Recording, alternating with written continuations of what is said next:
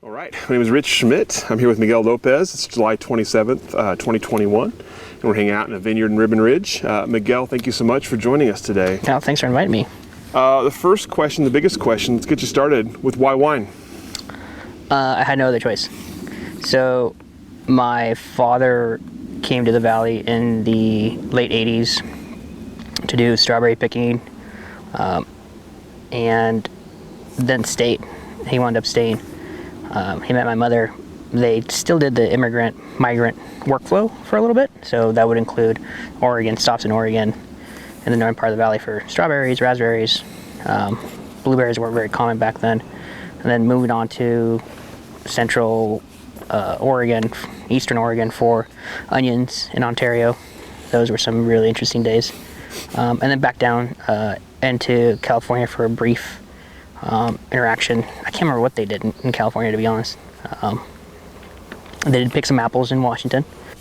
At one point, I do remember that. And then came back to the valley, and my dad had worked at a vineyard in California, and so he knew a little bit of vineyard work. And so then he wound up working. He came to the valley, and he started working at Jerry Kolschel's place. So what used to be, oh my God, I forgot the name of it. So it's now Furioso. Oh yeah. Yeah. So Jerry and Julie Kolschel, they're amazing people. Amazing people. I can't remember the name right now. It's gonna kill me, but I'll figure it out later. So he started working there, and he also worked with Arthur Weber a little bit. And so from there, he met a couple other people. He also got to meet Mike Etzel, Sr. And Sr. wound up hiring him to come work at Beaufair as one of the vineyard guys. And that was around, I want to say 90, 91, somewhere in there, in that window. And so from there, he just stayed in it. And so he kept going up and up through the course of his work. He kept winding up at different vineyard sites. So he worked for Mike, and then he wound up working for John Davidson, John Gilpin of St. Joseph Orchard Incorporate. It was called Vineyard Agricultural Services back then. And they wound up planting vineyards all the way from the northern part of the valley, clear down into Salem, and also from what is now the YC AVA, McVinville AVA, clear into the foothills of the Cascade Range. So there's a lot of vineyard sites that have seen in pictures or have come across again just by being there, and I look around and go, oh shoot, I remember this place. I've been here before. And so that was my reason as to why.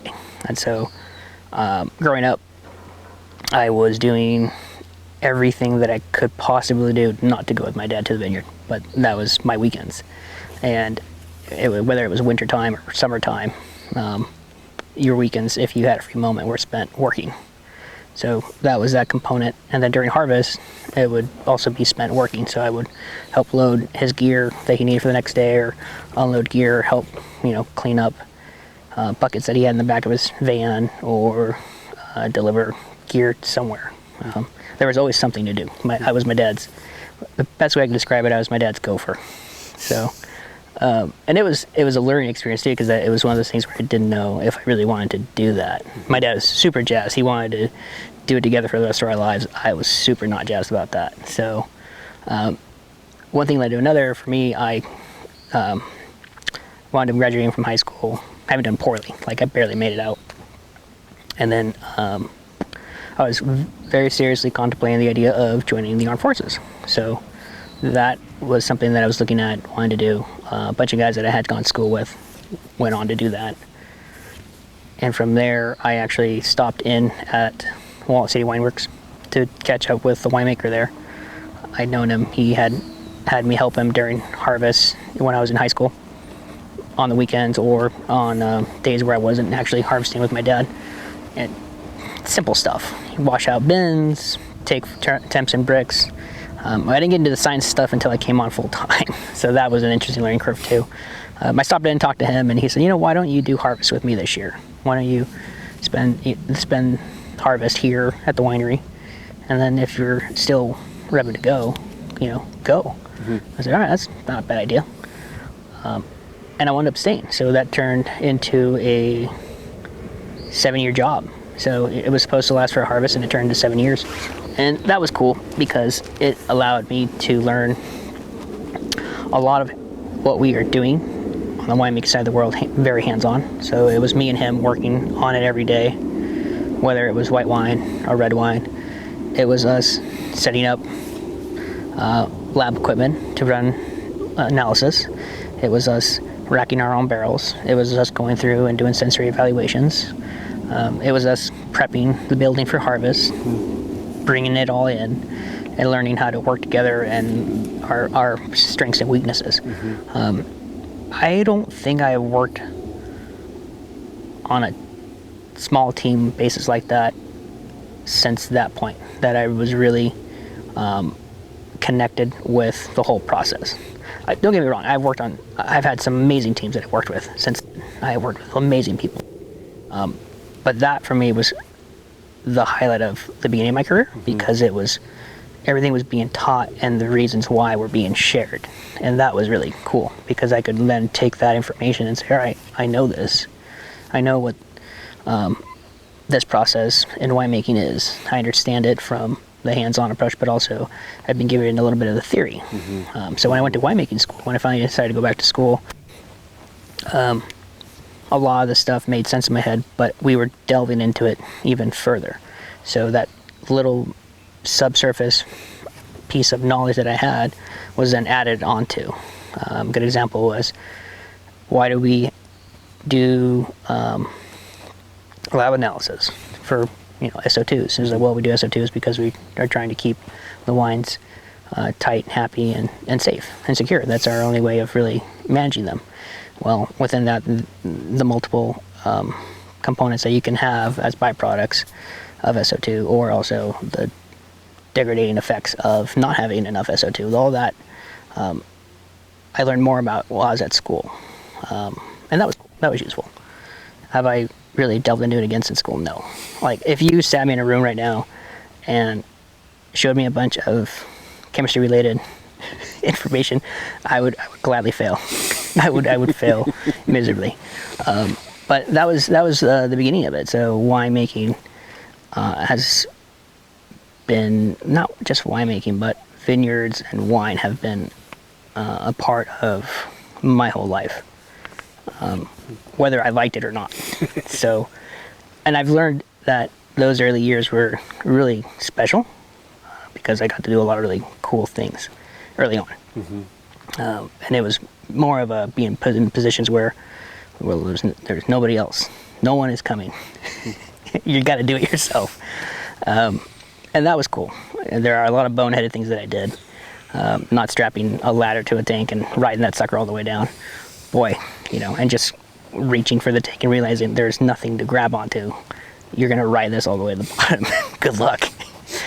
But yeah, there's things like that. And then other moments where you learn other parts and pieces to the industry. I have been working on whole cluster fermentations for 4 vintages, and every vintage I felt the wines just never really turned out the way we envisioned them to. We had some really good examples that we had tasted from other producers, and it was like, how the heck do we do that? Like, how to try to mimic that, how to not mimic, but try to recreate that. And I was so frustrated. I said, I'm done. I'm not gonna do this anymore. Well, one of our marketing guys said, our friend in California knows how to do this. Why don't you go down there and hang out with them? And I said, that's not a bad idea. Yeah, man, let's buy the plane ticket and let's go. And so I went down there for about a week, and I came home with a yellow notepad full of notes just on it. And then I caught it with the ownership at the winery, and they said, well, what'd you learn? I said, a lot. I learned a lot, so much that I think the way we've been doing it is wrong. And they were like, wow, okay, that's a pretty bold statement. And I said, yeah, I think we should throw out everything we've been doing for the last 4 years, like the idea. To their credit, they said, you know what, hang on, man, let us think about this. And I said, come on, this is gonna be great. Like, I've tasted the wines, I'm telling you, this is gonna be the best iteration of that. And I said, well, let us think about it. Like, you're asking us to invest some time, equipment, and money into something that you just learned. Let us think about it. So I also reached out. I also filled in the custom crush clients that we had at the winery, and one of them said, that sounds like a great idea. Let's give it a go. So we took his portion of his wine, not all of it, smartly, and we fermented it in the way that I had seen, processed in the way that I had seen and worked with in California, and did everything exactly as though I had seen it. And it was very different in a really, really good way. So I was very impressed by it. I was like, holy cow, we pulled it off. This is really cool. And then the client, as we were getting closer to the bottling season, decided that he was going to blend it into just his regular blend. So that's a cool experiment. Let's do that. And so what I said was, I think that's a bad idea.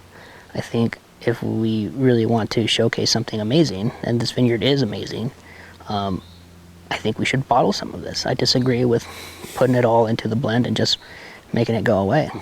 I didn't think that argument was going to be enough. And lo and behold, the client said, you're right, let's bottle it. Let's bottle it as its own component. And that was the Xevo 2008, we called it the Whole Cluster Project. And it has really awesome chrome red label with red lettering on it. And it was really cool. It was awesome for me. And I didn't realize that he had gone out and put my name on the label with his as winemakers until the label showed up. And I review the labels because I know that if there's a mistake, that's the best time to catch it. If we don't catch it and we put it on all these bottles, then we gotta scrape them off or do something. And that's when I noticed that my name was on it. I was like, oh crap, wow, that's cool. That's awesome. And that wine went on to do really well. I think the Spectator gave it a 93 or 94. And the client was excited. He was super happy. He really liked that wine, and he really liked the idea of it. And having submitted it for scoring and done well was really cool. Was really a highlight in a very young career. And so from there, it's been just a long winemaking, vineyard, and business run for me. Some ups, some downs, some highs, some lows, but for the most part, it's been really exciting. I can't really explain it without getting into the,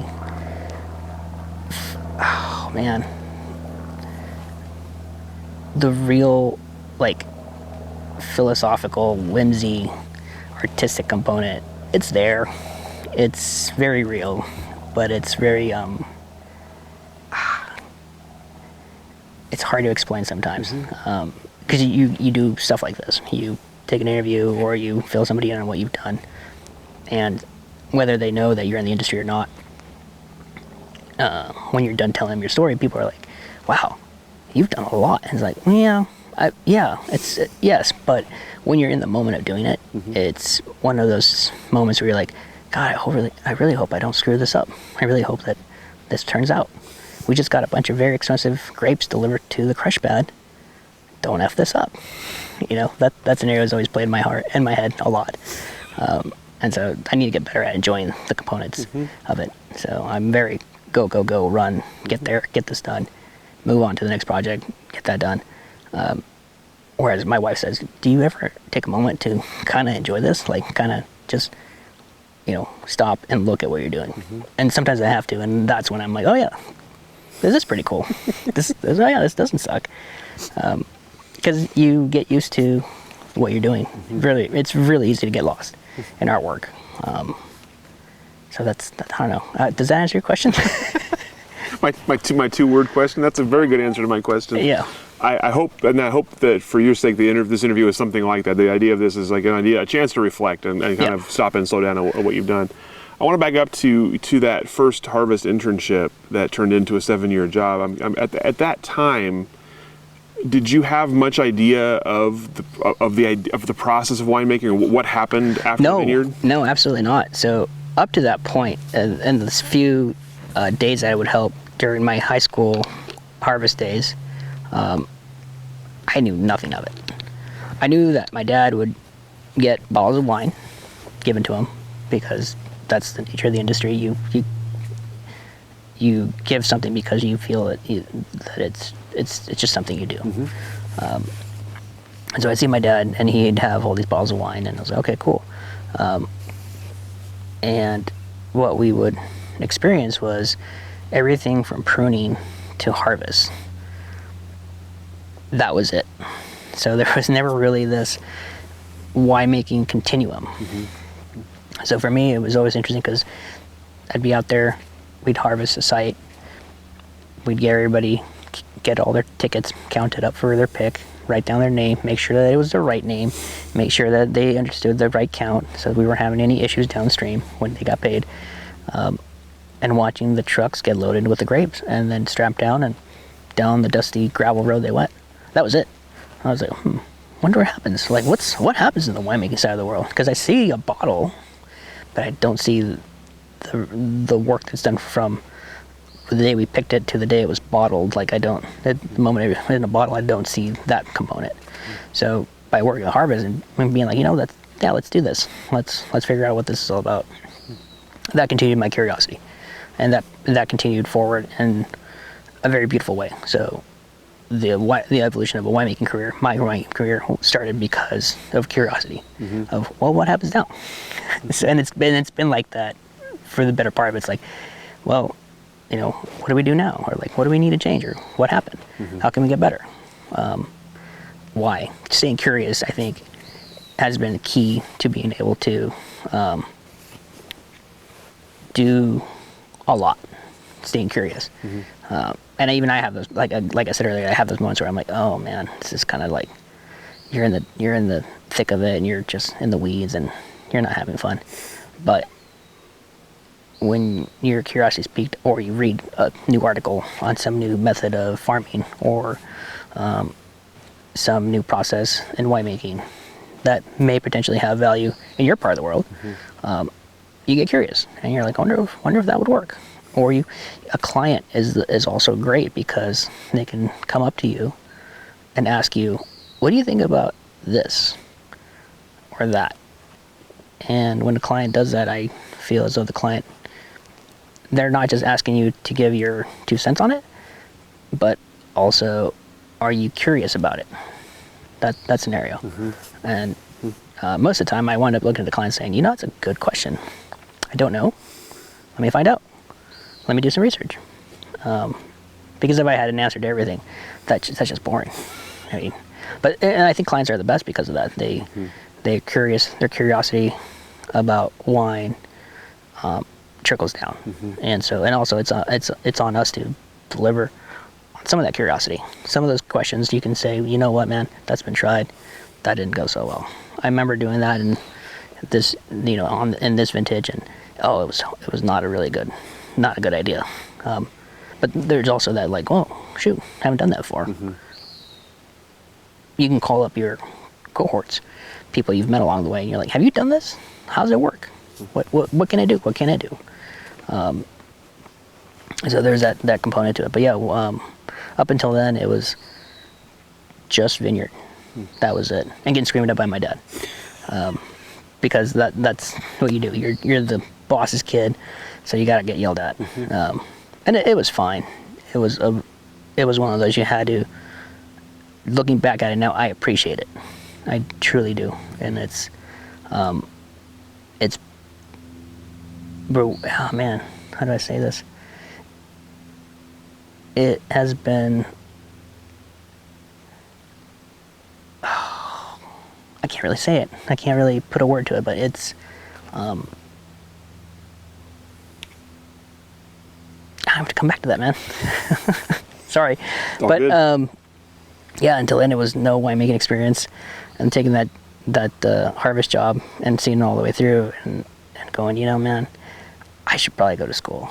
I should probably go figure out how to get to school, and get going on that. So from there, it led into looking up resources and looking up material, degree material. What's it take to earn this degree? What I need to do? What are the processes? What are the prereqs for a winemaking degree from OSU? Oh, shoot, that's a long list. Okay. What about Davis? Oh, forget it. I'm not going to do that. And from there, I was able to kind of work my way through all of the schooling's components that were there, and realize that, shoot, I got a long ways to go. This isn't going to be like I'm going to be there, done, and come back. And so I had a little moment of pause there, but then I realized, and looking through all the curriculums, that Chemeketa had just started to, or had built its facility. And so they were getting more involved, and they were making this a real degree. And there had been a certificate. There had been certificates up to then. This was around, I think, when was this? This was around 04, 05 that I started looking at it more closely. And I realized, oh, well, shoot, I can get a degree. Like it's a 2-year college degree, but it's a degree in winemaking. I'll sign up for that. When I started, the course material was maybe half a page. Like total classes for the degree were like, it was half a page. I think I just saw it recently, and it's way more advanced than when I was there. And I'm just like, man, they're doing a really good job of like getting people out there with a lot more science under their belt. And I was like, that's pretty cool. And so I looked at that, and I can't remember how much a credit cost, and it wasn't much. It wasn't much money, but in the long run of it, it was going to cost a chunk of change. So I went to fill out the FAFSA paperwork, and I was like, this is going to take too long. Like, what can I do? How do I get to school sooner? And so I had this idea. I will Xerox copy the degree information out of the book, and I will write a cover letter to the vineyard clients that we work with, asking all of them, telling them what I want to accomplish. I want to go to winemaking school. I want to earn my degree. And I don't have money. I don't have the way of getting there to do this right now. So I'm asking you guys to consider helping me pay for this. That was in itself outrageous. That in itself was outrageous, to have the gall to put something together and be like, you know what, I'll hit up a couple of the clients. This is what I want to do. I really like this. I think this is my future. Would you be willing to participate?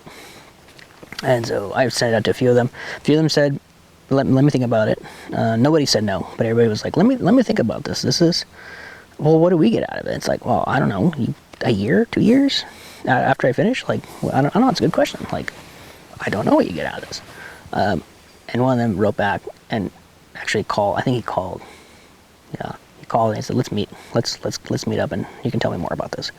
So we met up, had lunch, and at the table he just listened intently. Why I wanted to do this, why I felt the need to do this.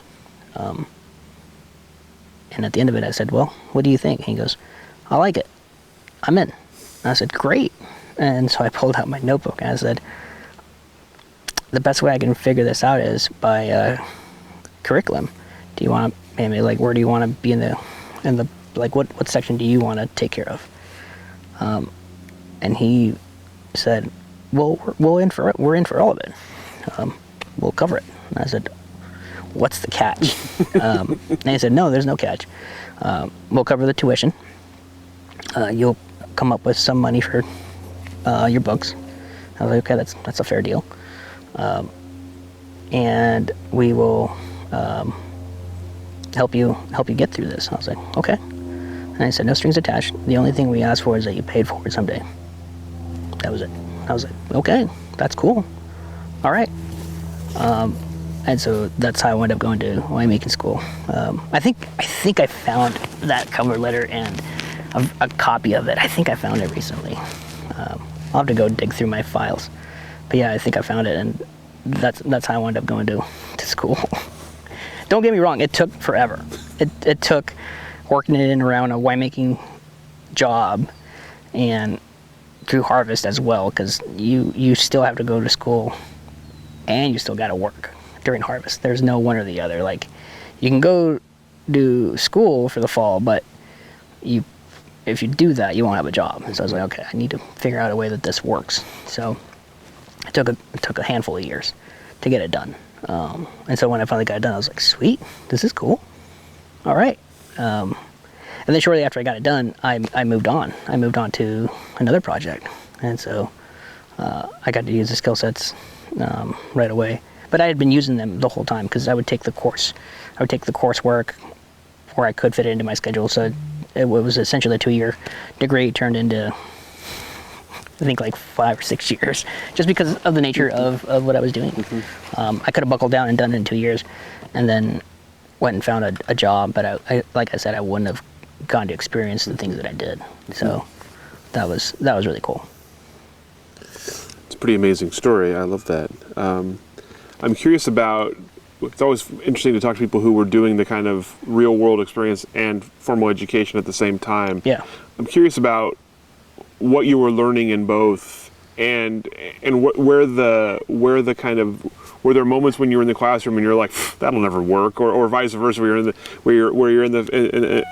there times when you saw the reality versus the theoretical and how they didn't fit, and how did you kind of bridge that gap as you were looking ahead for yourself? Very carefully. Because I found myself in those situations a lot at school. The students, the ones that were there doing it full time, quickly realized that, oh, this guy's out in the industry right now. What's it like? What's going on out there? And so we would be taught something in class. And as we were going through it, somebody would ask a question to the instructor, and the instructor would give us 2 cents on such topic, and then that same student would look at me and go, what do you think of that? And I was like, well, yeah, most of that does work. And under certain situations, parts of it can be tricky. And the instructor would look at me and was like, that's true, yeah. Like, this is a general explanation of this process, and yes, under certain conditions, it can go sideways. So there was that balancing act, because people would turn to me and say, does this look right? And I'd say, I don't know. Like, what do you think? Like, this is new material to me in terms of the science part about it. The pruning, the general winery work stuff, like the physical, like we need to process stuff, was really straightforward. The science part of it, that component, was the component that really was the reason I went to school. That part was the reason that I looked at and said, in order to be a better winemaker, we should understand better the science of it. So that was one reason that I really wanted to go to school, was because of that, the science component. Like I said, the vineyard and the pruning and the winemaking, general winemaking work stuff, I'd already learned that on the job. But delving into specifics, anthocyanins, thiols, volatile esters, pHs, TAs of different wines and under different conditions, and fermentation kinetics. Those pieces that we delved into more at school were the reward for going there. But yeah, delicately very carefully was the name of the game, because it'd be really easy to say the teacher knows nothing, the instructor knows nothing. This is just hogwash. And it wasn't, because the instructor was Barney Watson, and Barney had been around the block, and Al McDonald had been around the block. These guys weren't loofs. They were solid industry folk who were doing education now, and I loved it. I really loved it. I don't know if they loved me, but it was really cool. It was a really, really good experience. And a lot of people that I met there in those years are now either in the industry still, or have moved out of the Oregon industry to other industries in California or on the East Coast. And some of them have left altogether. So it's not for everybody, but school was really cool. And like I said, carefully was the name of the game, because I could easily get into an argument that I was not going to win, and it would not be pretty.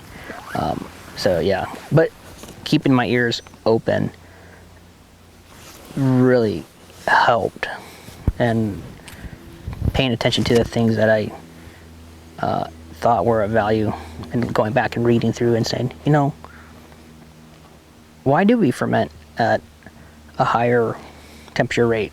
What happens if we drop down a couple degrees? Or why does this person do it that way? What are they after? Like what's going on? And as you learn those components, you're like, oh. You then were able to start tearing apart the wines as you tasted them. You're like, oh, okay.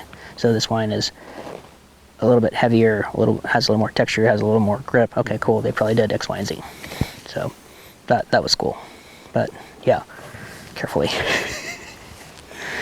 Did you find that that having the vineyard experience that you did set you apart in another way as well, or was that fairly unique among your classmates to have had that kind of vineyard background? Yes and no. There were people there who had never done any of it. No winemaking, no vineyard management, no vineyard work, nothing.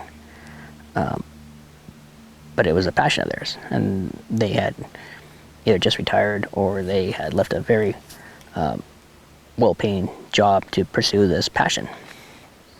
And very quickly, as we were going through school, they realized, oh my God, this is a lot of work. There's a lot of stuff to do here. It's like, yeah, man, there's a lot of stuff to do here. And from that perspective, I was like, yeah, there's a lot of stuff to do. Like, you gotta do this, and this to the vineyard in this order, or else, something goes sideways. You gotta do this, and this to the wine, or else something goes sideways. So having that experience was helpful in that sense. But again, it was also difficult because somebody could hear you say something and then later down the road jumble it, and it was like, no, man, that's not how this works. Hang on, let me back up here.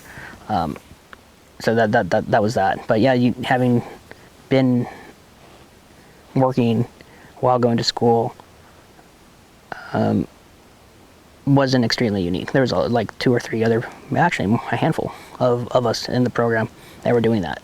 They were doing schooling around their work, so it wasn't that unique. Mm-hmm. I think what was unique of it was at that time it wasn't as how do I say this? It wasn't as broad in terms of student how do you say it? I guess backgrounds. So it was mainly this is gonna sound really dumb. It was mainly white students.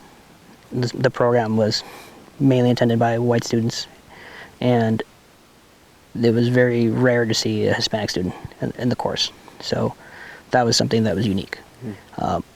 Again, I wasn't the only Hispanic, but I was like one of like maybe 3 or 4 that were doing it at that time. But what was unique was the fact that I had gone from vineyard to winemaking to school, and had stayed in that realm. And some of these guys were just doing vineyard. So they were just there to help themselves learn more about it, but also they were just staying in one realm. And so I had traversed too. I had traversed from vineyard to winery and gone back and done. I was doing both still. So I think that was unique. But now I think I haven't been there in a while, so it's probably more integrated in terms of different backgrounds, different students. But yeah, at that time it was that's what it was. So I think that was the only unique character to it, was there's only a few of us. But it didn't reflect, I think, poorly on the program or the people that were attending it. It was just that this is the group of people that were passionate about it. Now, because of AHIVOY, because of what we're doing, and I want to say before we started that too, we have people from the Hispanic community who are intrigued, who have always been intrigued, but are now feeling that they can do this, they can be part of this. So They no longer, I think they see the opportunities that they can gain by attending school, by learning more about not just vineyard work, but the reasons as to why you do that vineyard work. Not just winemaking, but the reason as to why you do that kind of winemaking. So those things will prove invaluable down the road for them. So I think that was the one piece that I left with thinking, this has to. What about these guys? What about those out there? Like, how do we get them in here? So it took a while. It took a while to get that up and running, but that was years ago when I was there at school. So again, long answer. Well, we'll come back and talk more about AHIVOY in a minute, but I'm curious. When you graduated, you have the kind of the double experience plus education now. Yeah. What were you thinking at that point? What did you want to do? What did you kind of hope your future looked like? Oh, good grief. What did that look like? So as I was wrapping up my degree, I had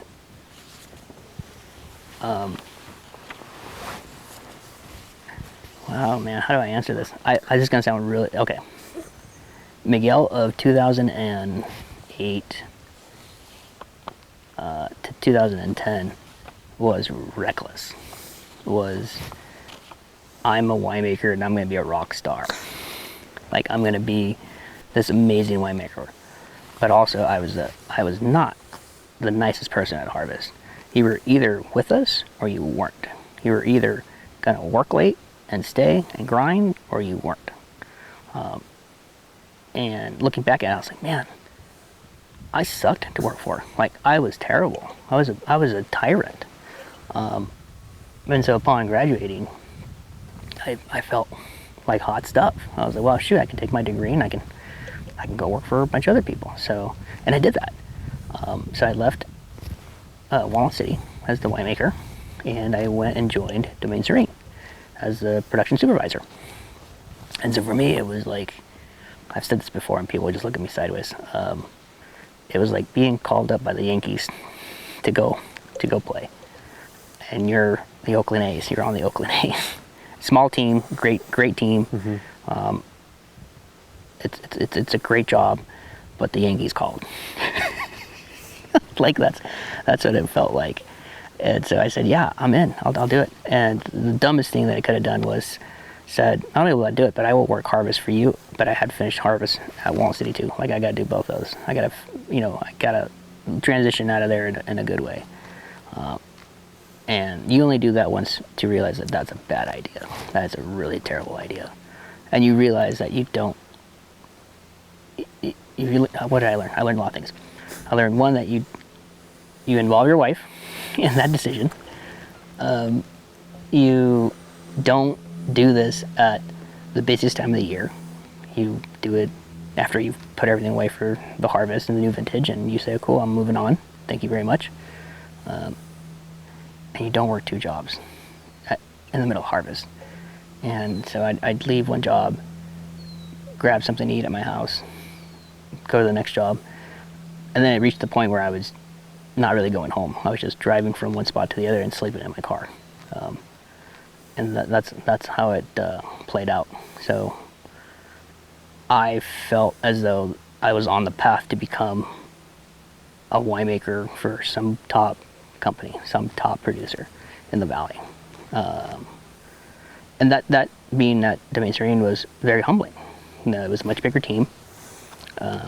You were given your parameters to work within. You took care of certain pieces. You didn't take care of everything. So having come from a small team that you wore a lot of the hats, and going to that team where you were like, oh, this is what I do. This is what I do here. It's like, oh crap, okay, huh. God, I kind of miss being on the ground. Kind of miss being out on the floor. And so I did that, and I was like, man, I like this. I'm very happy to be here, but this is very different.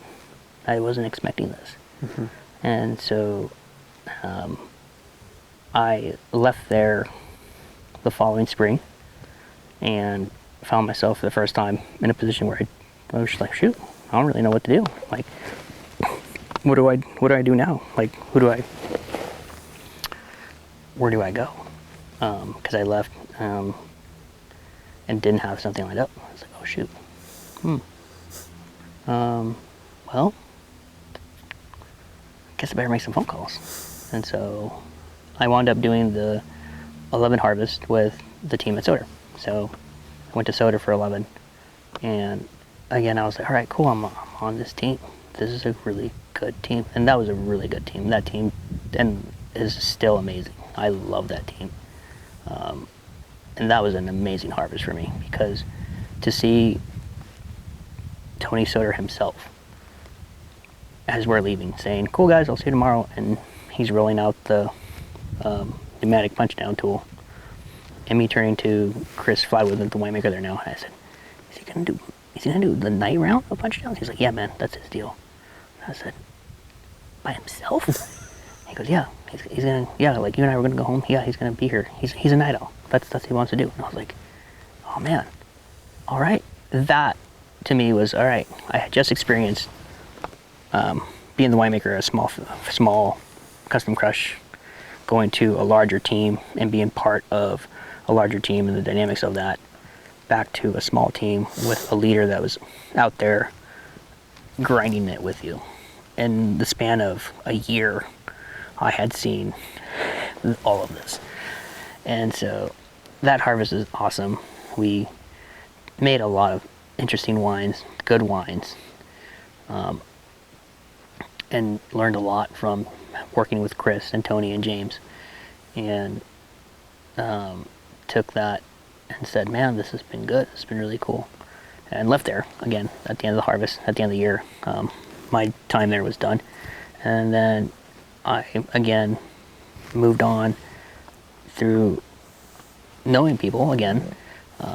Tony Gain and Earl Kramer Brown, they were launching vertical wine and beer distribution in McFinville, and Earl and Tony said, we need a guy to help us in the warehouse. You know, you live around the corner, do you want to help? And I was like, sure man, I got nothing else going on. It was that, or like go find a job in a different industry, because we were still recovering from the recession. We were still trying to make our way through inventories that we were sitting on, repacking everything, repackaging everything, reworking the industry as what can it do in a similar fashion that we just experienced with COVID, but on a much longer dragged out cycle that lasted from, what was it, 07 to what, 14? You know, it lasted a long time. So I went to do that, and that was a very humbling job too, because part of the warehousing too, I then got to do sales. So getting to do sales on the ground in the real world is what I call it, was very humbling, because again, hot shot Miguel showed up and he was like, oh, watch, we're gonna sell wine, this is gonna be easy. And it wasn't, because you walk in, you're like, hi, I'm so and so, I've got this selection of wines, and you know, we have a really good Oregon portfolio, here it is. And the shopkeeper looking and going, okay, cool, I have a shelf of you guys already. What makes you unique? What makes you special? And connecting those dots was really helpful, because then I took that experience again when I left there and said, man, sales is the hardest part of this. I will never ever look at a team again and say, man, you guys, why can't you sell this? Why can't you sell this wine? Like, again, that was Tyrant, Young, Miguel, and that job taught me a lot too. It was like, just be humble, be courteous, say please and thank you, and be nice, because you never know. The guy that you just walked by that you didn't even acknowledge could be the owner, or the janitor there could be your best friend. Like, that person knows when where the stuff is or what's going on. Like, just be nice to everybody. And that stayed with me. But it's been that, I would say, was the most challenging job that I did, in terms of trying to build a rapport and relationship with wine buyers or small shops, or just people in general. That was very challenging for me, in a good way, in a really good way. And so from there, I went on to work and help launch Domaine Roy in the Dundee Hills, and that brought me back. That brought back the second generation of myself and the Etzel family. So I went to work for Jared Etzel, the oldest of the Etzel children, and it was really funny because there's this great picture of my dad and Mike Sr., and maybe they were a little older than us at that time, and they're out in the vineyard and they're standing next to each other. And I thought it was really funny. I was like, well, shoot, here we are. Now that we're doing this. And I was like, all right, shoot, man, we got some big shoes to fill. Like, this is going to be really, really interesting. And that turned into, that was a harvest job, and it turned into a 6-year run, and it was awesome the whole time. I mean, that was amazing. That was another amazing job, because we got to wear all the hats, but we also were much older and much more experienced and much kinder. But also we had to learn how to bring this project to life, and that was cool. And being given enough room to say, well, what do you guys think? What do you guys think about this? Like, how is this going to work? Show us how to do this. Show us how you guys are going to plan out what you want to do. And that was cool. That was really cool. And having left there was scary, because I was looking at it going, well, shoot, I'm going to go back to farming. I think there's an opportunity here to launch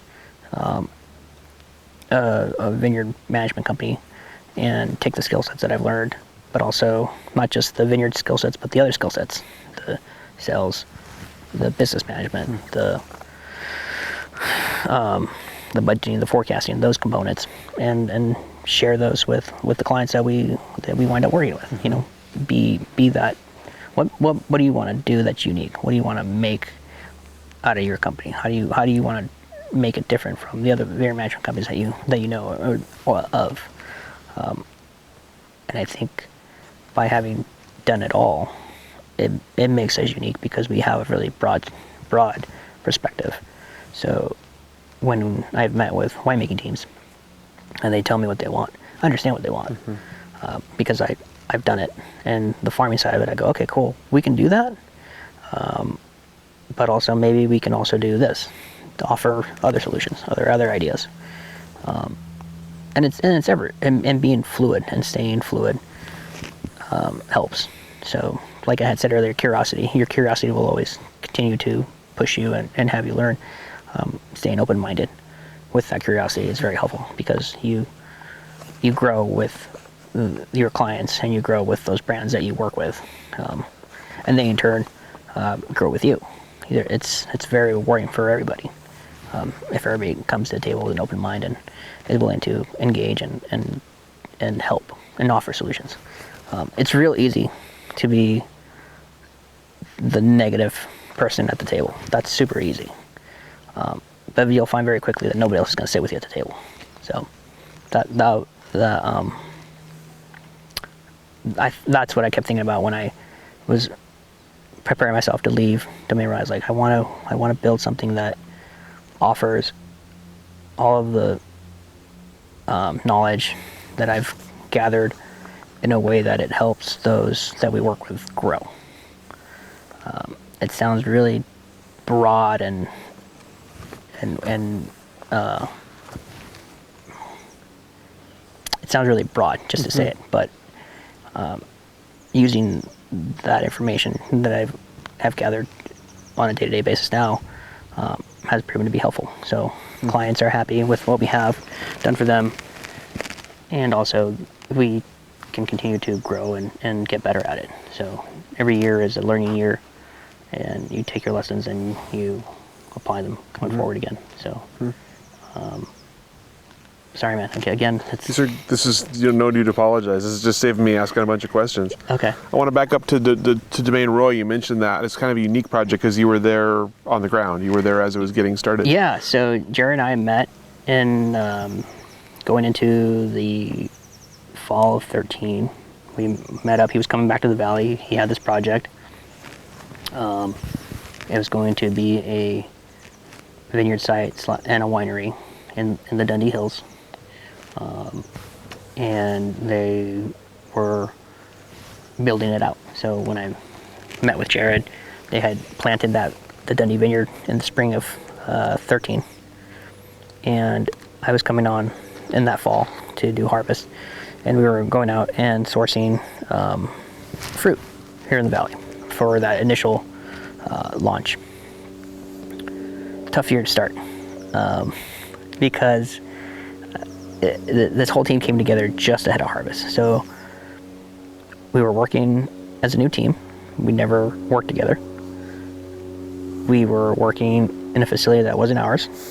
So we were learning how to work with that facility and the ins and outs of that. We were receiving equipment that we'd never worked with in this building. And we were also going to need to schedule our picks with companies that we hadn't done this with before yet. And then the rains came. And it was the funniest harvest that I had experienced up to that point.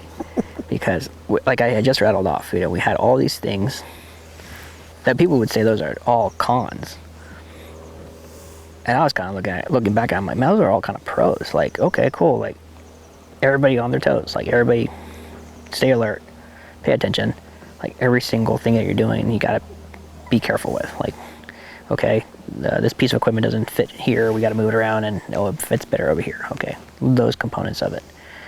The rain added another layer of interest, not difficulty, but interest. So it started to rain. We were really close to ripening, and it didn't stop. And so then things went from really close to being ripe to diluted, and then they went from diluted to rotten. And I remember going out to a vineyard site and trying to drop rotten clusters with Jared, and we were both out there dropping rotten clusters, and we might have gotten through a row, and I looked at him, I said, is it just me, or is it really hard to tell what's rotten and what's not? And so we were coming up with all sorts of ideas, like, well, what can we do? Like, what can we do here to help ourselves?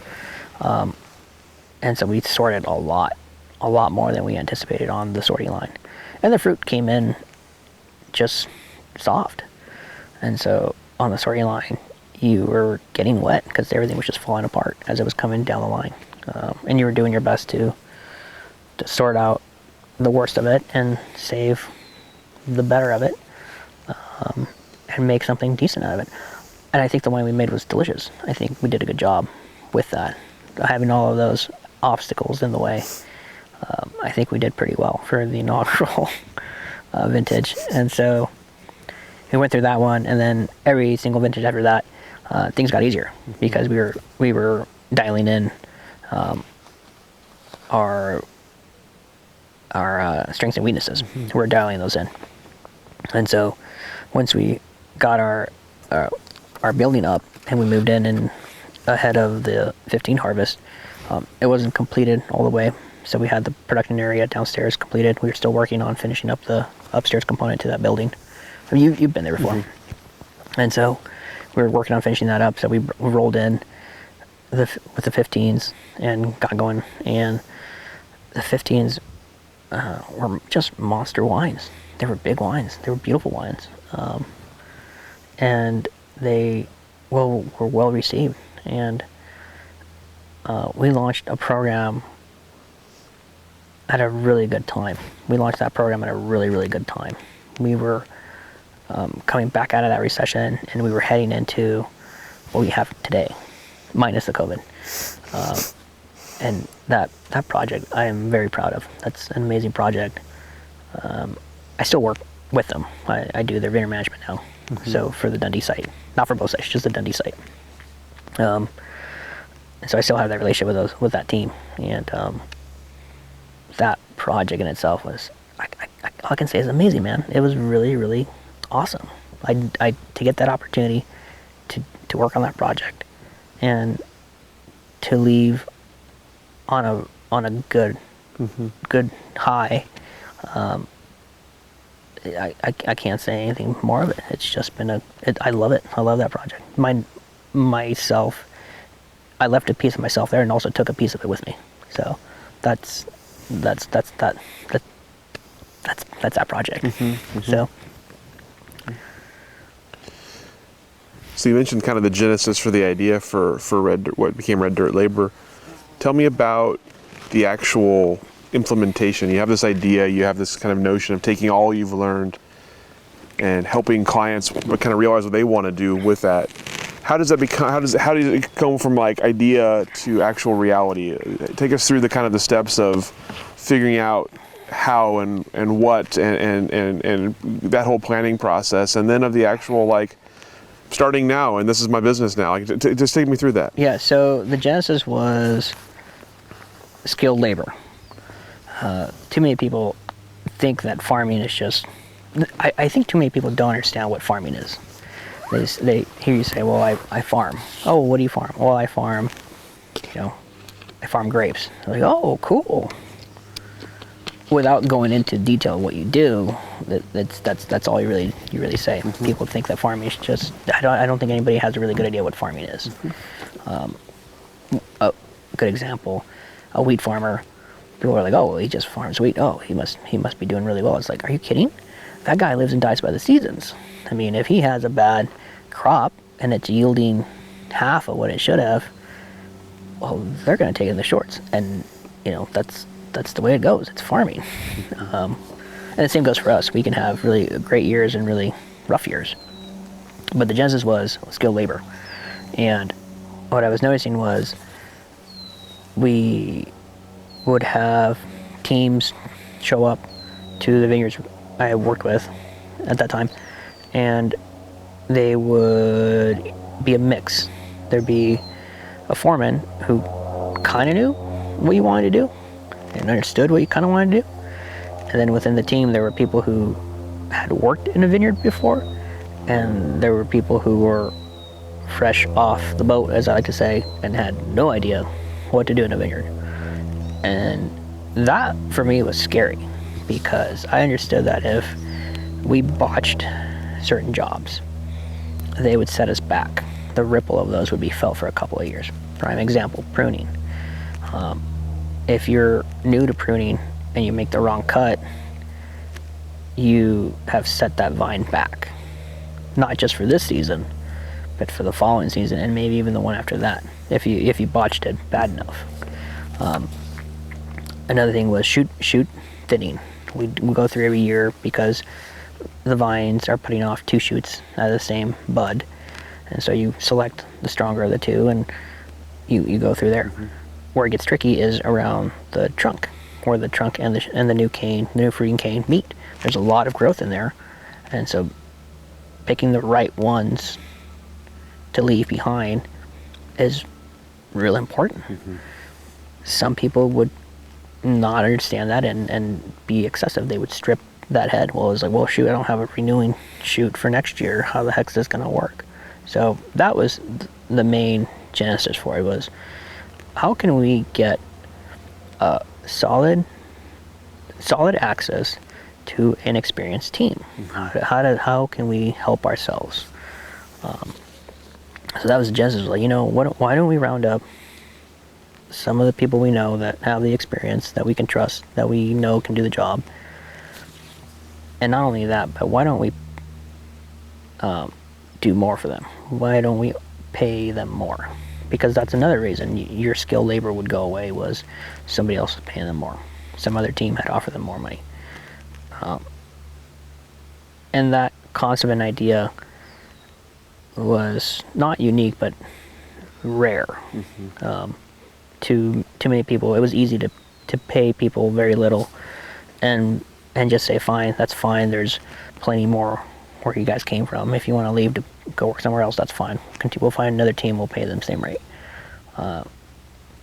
And as the industry has grown, that's one thing that have kept looking at and keep looking back at is, if we are to continue to grow in terms of acreage, we need to do something about the labor force. Because if we don't train them, or we don't pay attention to what they need, not what we think they need, but asking them what they need, they'll go and find that somewhere else. So labor was the biggest driver. And once we figured out that we could get a core team together, and they were happy, that provided us access to a skilled labor force that we could bring in when we needed to.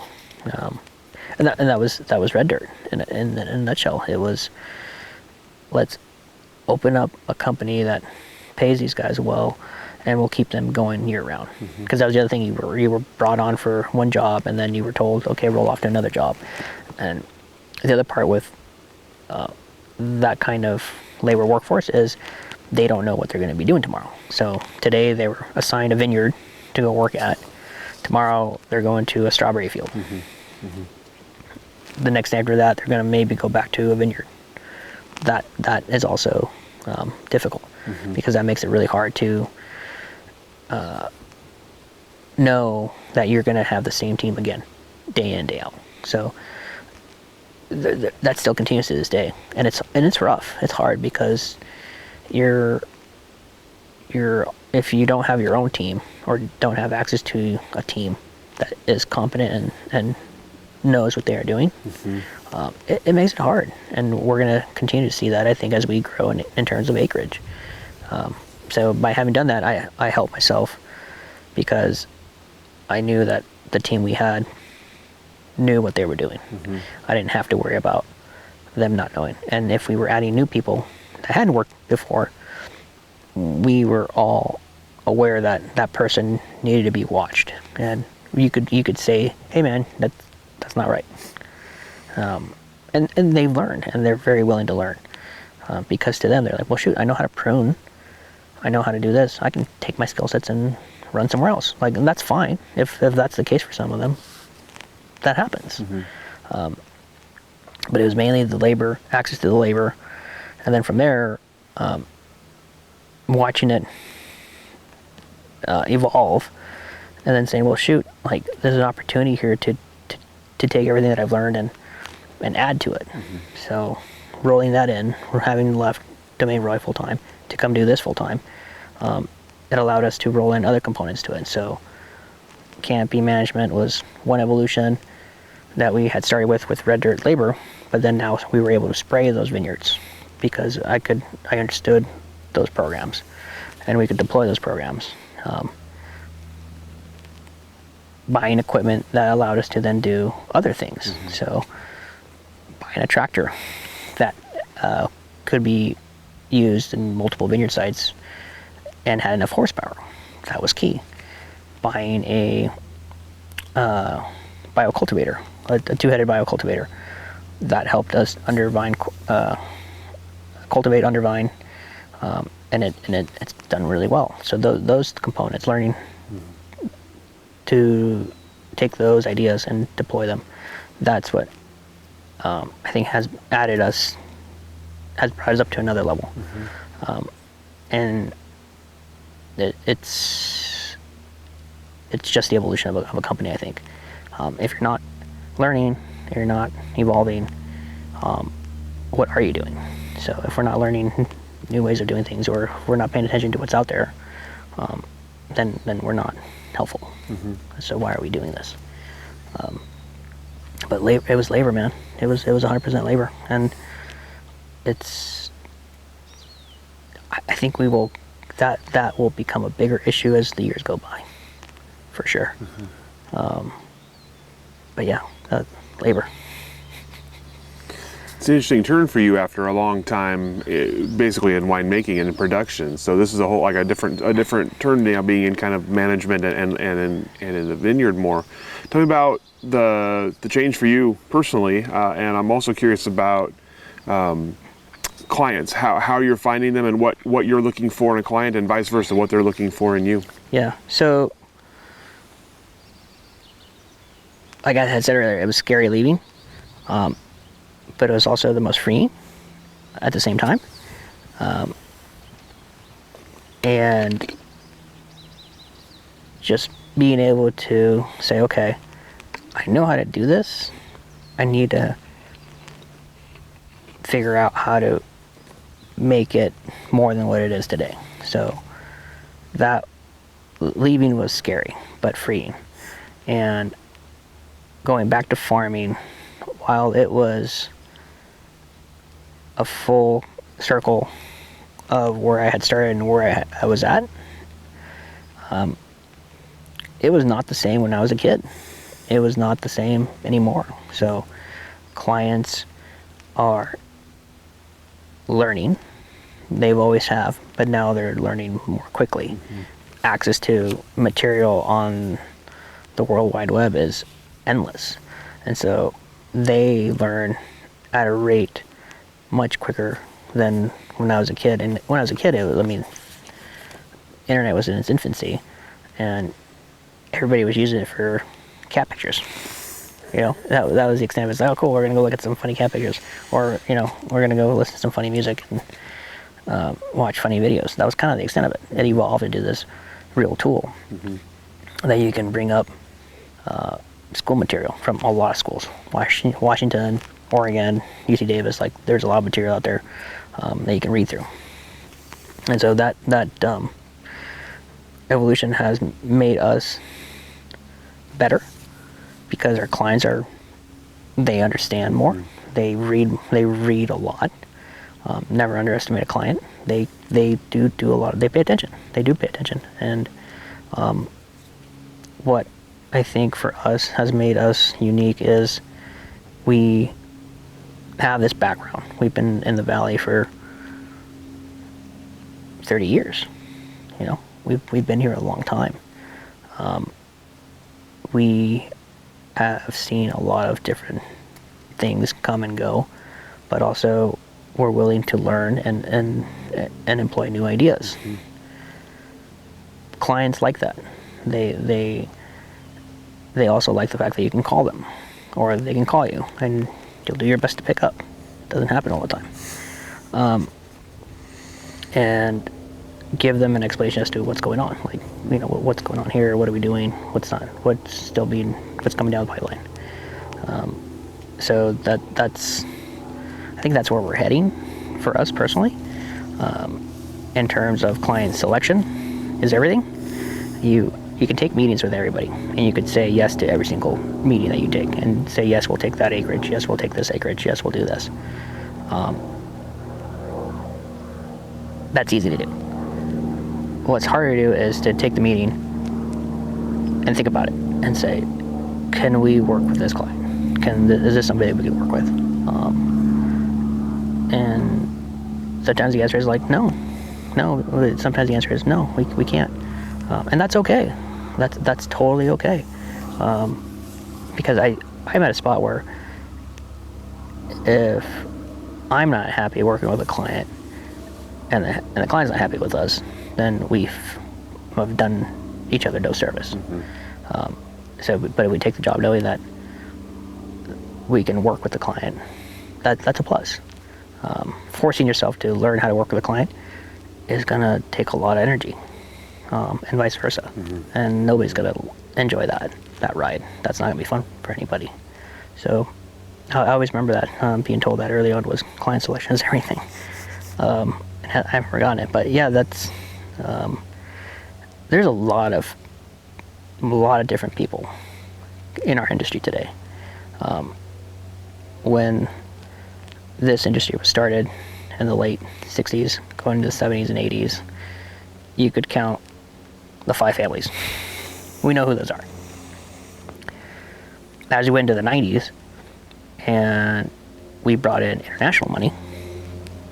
Domaine coming on the scene in '89.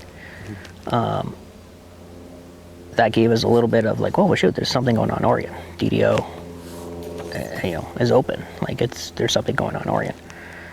And in the '90s, we found more and more of those people coming and saying, well, what's in Oregon? What's there? Now those people are that they're the last generation that did it that way. Now we're seeing a lot of people with a lot more ways and means coming in, not wasting any time in developing a vineyard, developing a winery, developing a brand, and full bore ahead, full speed. So we're no longer this little industry that everybody.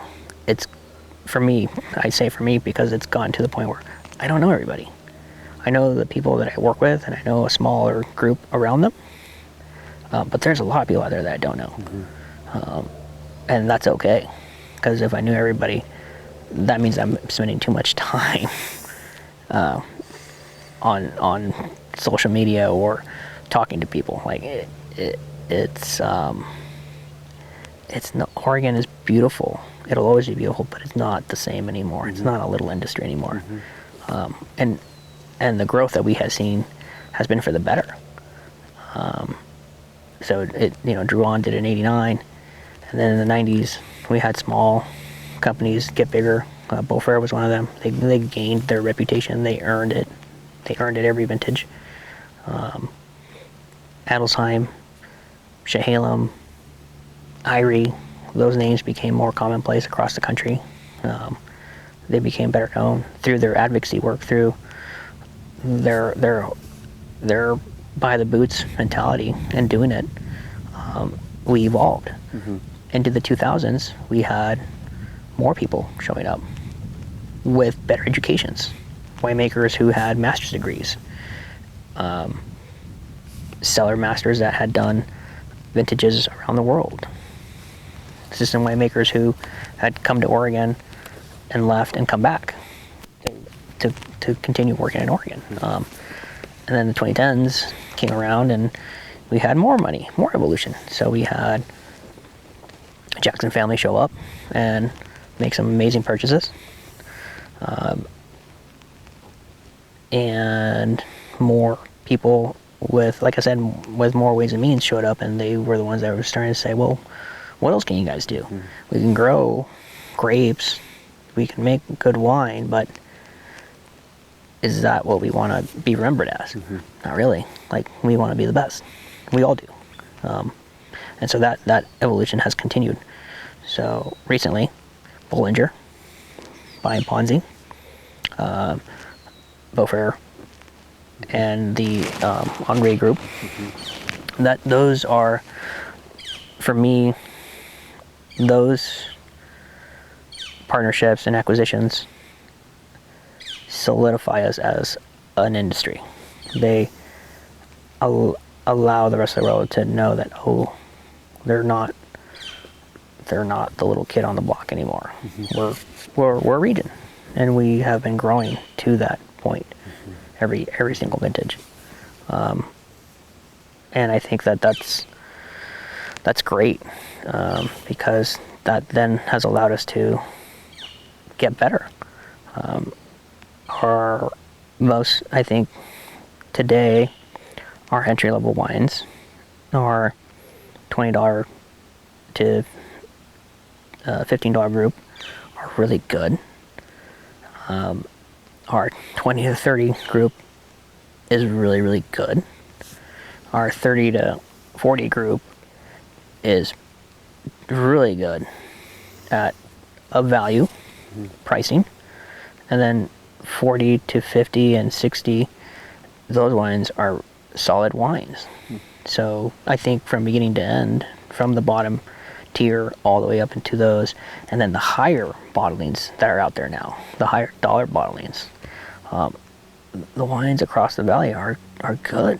And they've gotten better year in, year out because of all of this investment, because of all this time that others have put into it. So I think the growth of it is not going to stop. And it's good and it's fine. But also, if you can find a way to grow with it, you're going to be fine. Yeah, it's.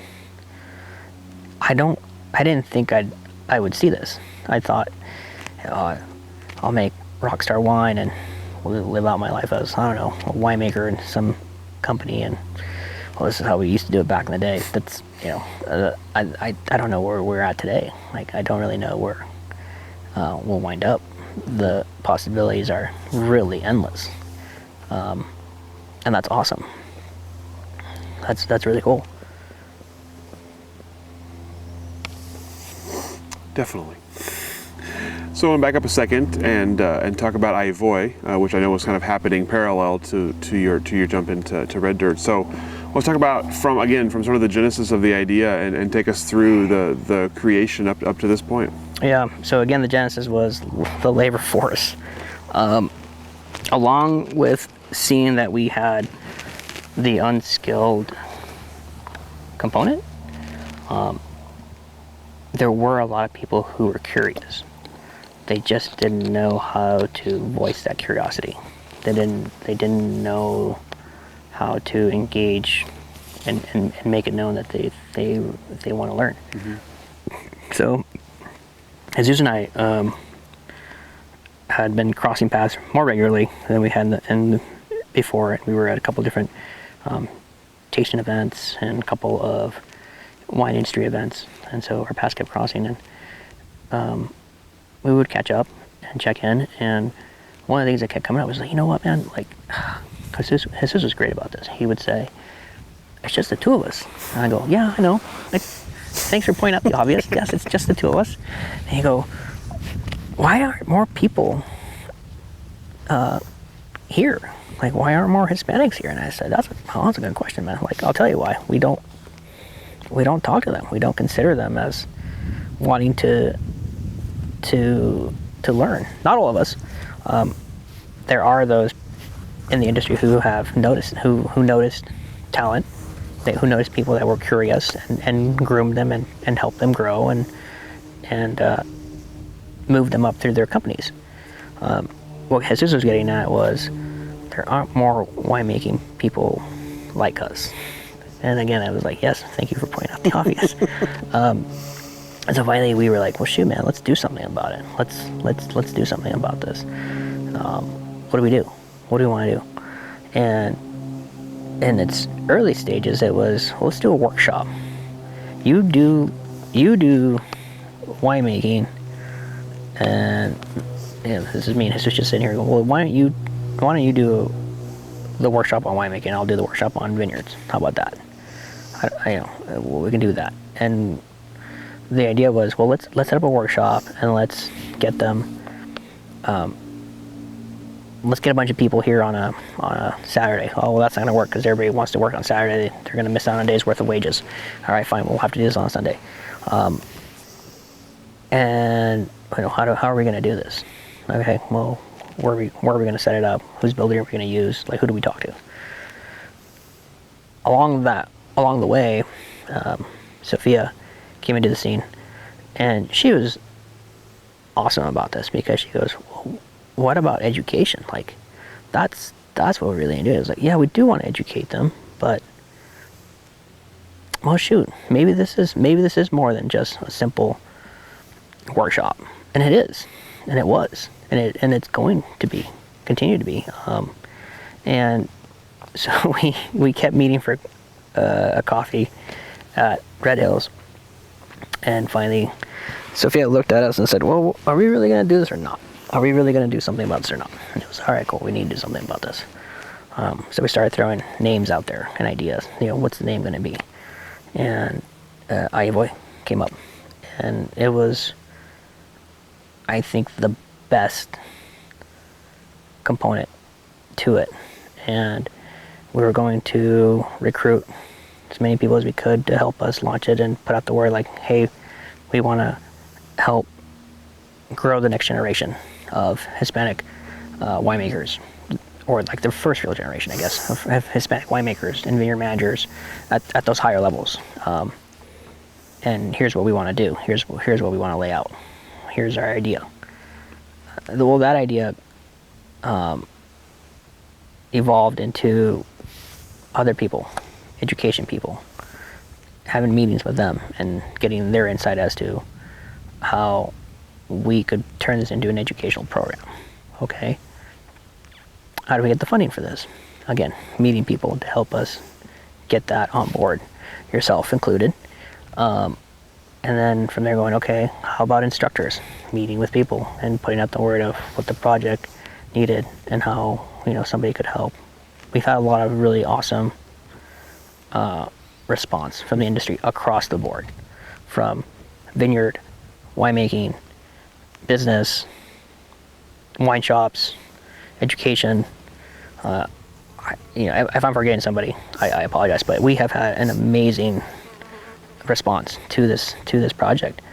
But before we got to where we are today, we had one major loss, and that was Jesus. So when we were getting ready to do this, we had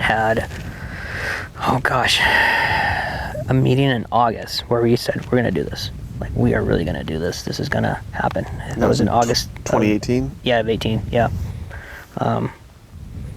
We're really going to do this. Like, here we go. In September, Jesus got sick. And he didn't recover.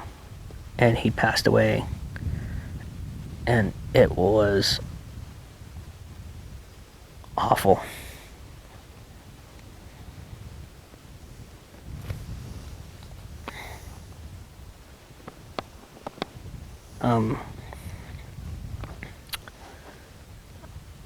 It was awful for a lot of reasons. The biggest one was, for me, my friend didn't get to see this. And that was tough, because you had worked on this together, had this idea. You were gathering all these people who had either read that article that we were part of, or had heard of it, or somebody had read it and they had talked to them about it, and were reaching out. And not to see any of it was the worst thing that could ever happen. And so when that happened, it was it turned into an all bets are off scenario. It turned into, now we have to do this. This is 100%. We have to get this up. We have to get this going. It's got to be done.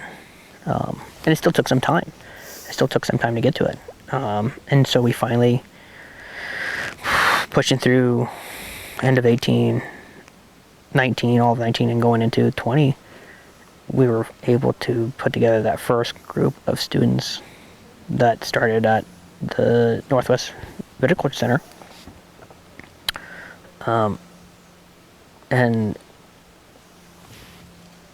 And we've just completed the second round of students this past spring. And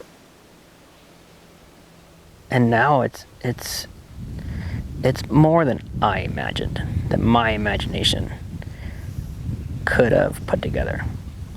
I'm not very imaginative to start with. But it was really cool to see it go from, what if we brought them along with us? Mm-hmm. What if we held the door open for them? Wonder what would happen. And it's been awesome. We have had an amazing group of students, and a lot of them, giving us their feedback, are now engaged to continue. They are looking at continuing their education. They are looking at learning more about what they do. And their employers too have said that they feel as though they gained a whole new person because they didn't know this before, that their employee was curious and wanted to learn more and was wanting to do this for a long time. And I think it's been amazing. It's been really well received. And it's going to continue to do a lot of other things that I don't know where, it's, like I had said, it's much bigger than I imagined. And to have been there at the beginning of it, it was like, all right, what can we do? What can we do to help ourselves? And not just ourselves, but our community. That's what it came back to. If nothing else, if and when I retire, if I'm remembered for nothing else, this would be it. This would be like, great, yeah, you left this legacy, and it's awesome. That's great. Having worked at these amazing wineries, having worked with amazing winemaking teams and winemakers, if all that disappeared and I was just remembered for this, I'd be happy. I'd be really happy. So, yeah, it's hard to believe that it's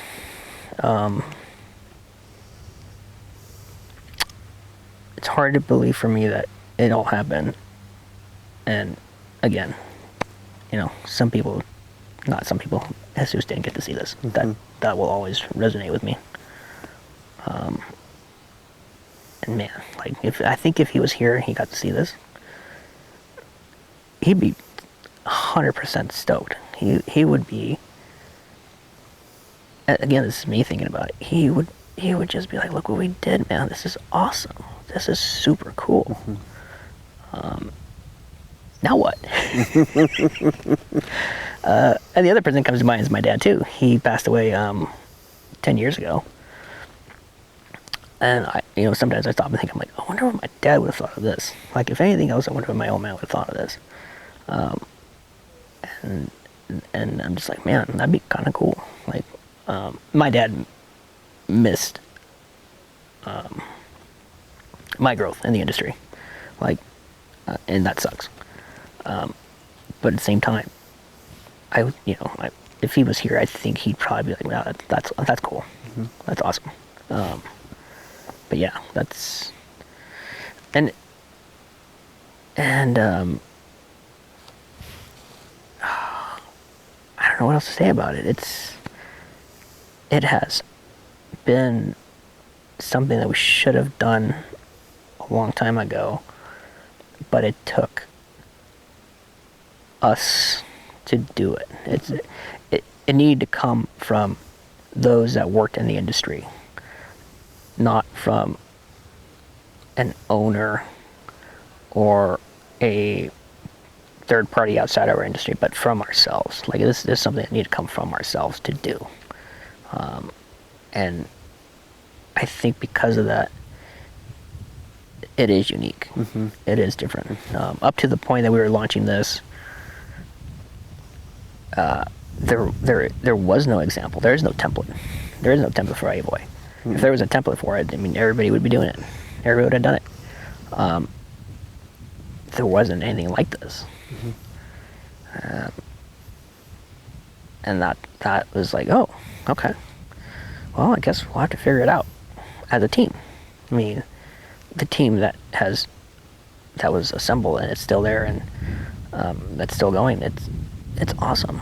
There's a lot of really goodwill wrapped around this project. Maybe this Friday we're going to go do our golf tourney, and that's going to be another evolution. So we've done a couple of fundraisers through COVID, and we've done good. We have received some generous donations, amazing donations, and that's been awesome. And we have, I think overall, just earned everybody's help. Like, we have, if we hadn't done this, I don't think we'd be here today talking. I don't think we would be thinking about it if we hadn't done it. So it's awesome. It's cool. It's everything with the cherry on top. So that's a great project. I'm proud of the team that has done the work. You did amazing. Well, thank you. Yeah. And so yeah, it's an awesome project. So I don't know where it's gonna go, but where it winds up going, here it's gonna be awesome. It's gonna be grand. It's been great. Do you consider it to be the paying it forward you talked about earlier? Yes. So as you look ahead for the future, then for AHIVOY, you mentioned you don't know where it's going, but from my insider information, I know some of the things we've talked about. Yeah. Do you see it expanding to reach more people within Oregon and beyond? Yes. But the execution of it that's the hard part. And that's the big part of it is it can be done outside of our region. Yes, it can. How do we do it? And so, the ideas are endless. Like, oh, well, what if we what if we send one of ourselves out there to help launch? It's like, well, shoot, who's going to do that in their busy schedule? One that just came out recently was, well, what if we find like-minded people like us in those regions and share what we did with those people? Maybe they can help bring it to their part of the state or their part of the country. Does it necessarily have to be just vineyard and winemaking? Like, can this model be used in other agricultural industries, nurseries, wheat farmers, other kinds of orchards? I don't know. Can this be taken and used there? And I'm sure it can. But yeah, it can be done. It's just the execution of it, and it's hard. Like, everybody on the team spends a lot of time doing this, and the growth of it would be awesome. But it's just that much more work for everybody. But yeah, just the execution of it, I think that's the most difficult component to it.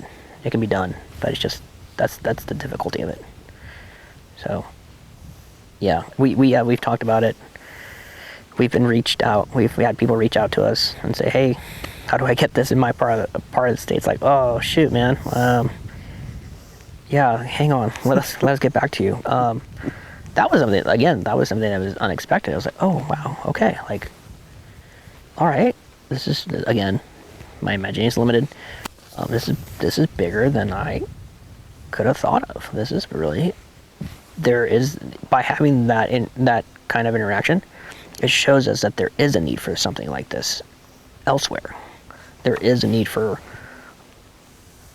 a self-driven educational model like this to help those communities come up.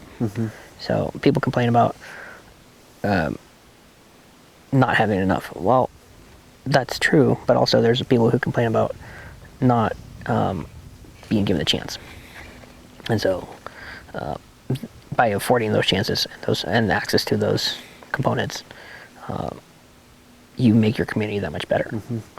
So you're only as good as your weakest link, and if your weakest link is strong, then you're gonna be fine. You're gonna be good. So yeah, that's been one of the things with AHIVOY that again, my imagination is limited, man. It was really cool to see all that. But also I'm gonna circle back to the feedback. The feedback from the students has been really inspiring, because like, that's awesome. A few of them have said, I'm gonna go back to school, and I'm gonna take class work to get a GED. Okay. To some people, it's like, okay, well, the GED. It's like, no, you don't get it. Like, to them, this has been an amazing hand up, not a hand out, a hand up. And to hear that, it's like, all right, we inspired that for those people, for our students, for our community. Yeah, how it's done elsewhere, man, I don't know. That's an endless conversation. That one, I mean, we could sit here and talk about it till the sun goes down, but yeah, I don't know how we execute on that one. There's no good answer right now. So I want to talk a little bit about 2020. I know everyone's favorite topic to talk about, and it was interesting. I know you were one of the main sources of information for me last year, serving on a board together. I was hearing a lot on the ground from you. So I would like to back up to sort of March of 2020 and tell me about sort of personal and professional reaction to COVID and the shutdown, how it changed life for you, and the changes you had to make to kind of get through last spring and summer. Whew. Yeah. So I remember hearing about COVID going into the holidays of 19, it being in China and people getting sick and not knowing what the heck was going on.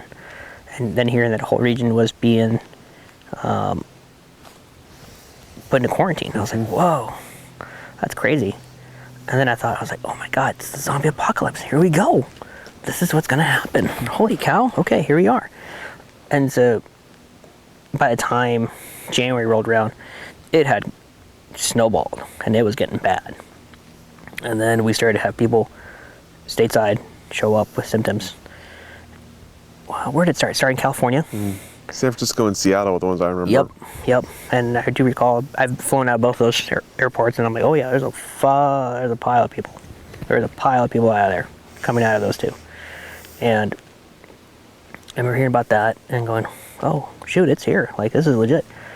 My wife is a nurse for the county, and her team took this serious from the get-go. This was legit, like, problem. This is one of those scenarios that I think you train for and you do your best to prepare, but the reality of it, when it hits the ground, it's like, oh no, you have no idea what's going on. And that's how my wife was. That's how it went for my wife. Like, they were prepared, they were doing the best they could, and then once it just opened it into the floodgates opened, it was just like, holy cow, this is really big. For me, on our side of the world, knowing that she had to go to work and help coordinate a response to this, I couldn't be prouder of her. Like, man, if she is awesome. She did an awesome job. They're still doing an awesome job. That whole team down there at the county worked hard and did just amazing getting the response out and getting prepared and getting everybody whatever they could get done. Having that at home was not just something where I was not just proud, but also very scary, because the information we were getting was good, but it was also like, there's a lot of unknowns.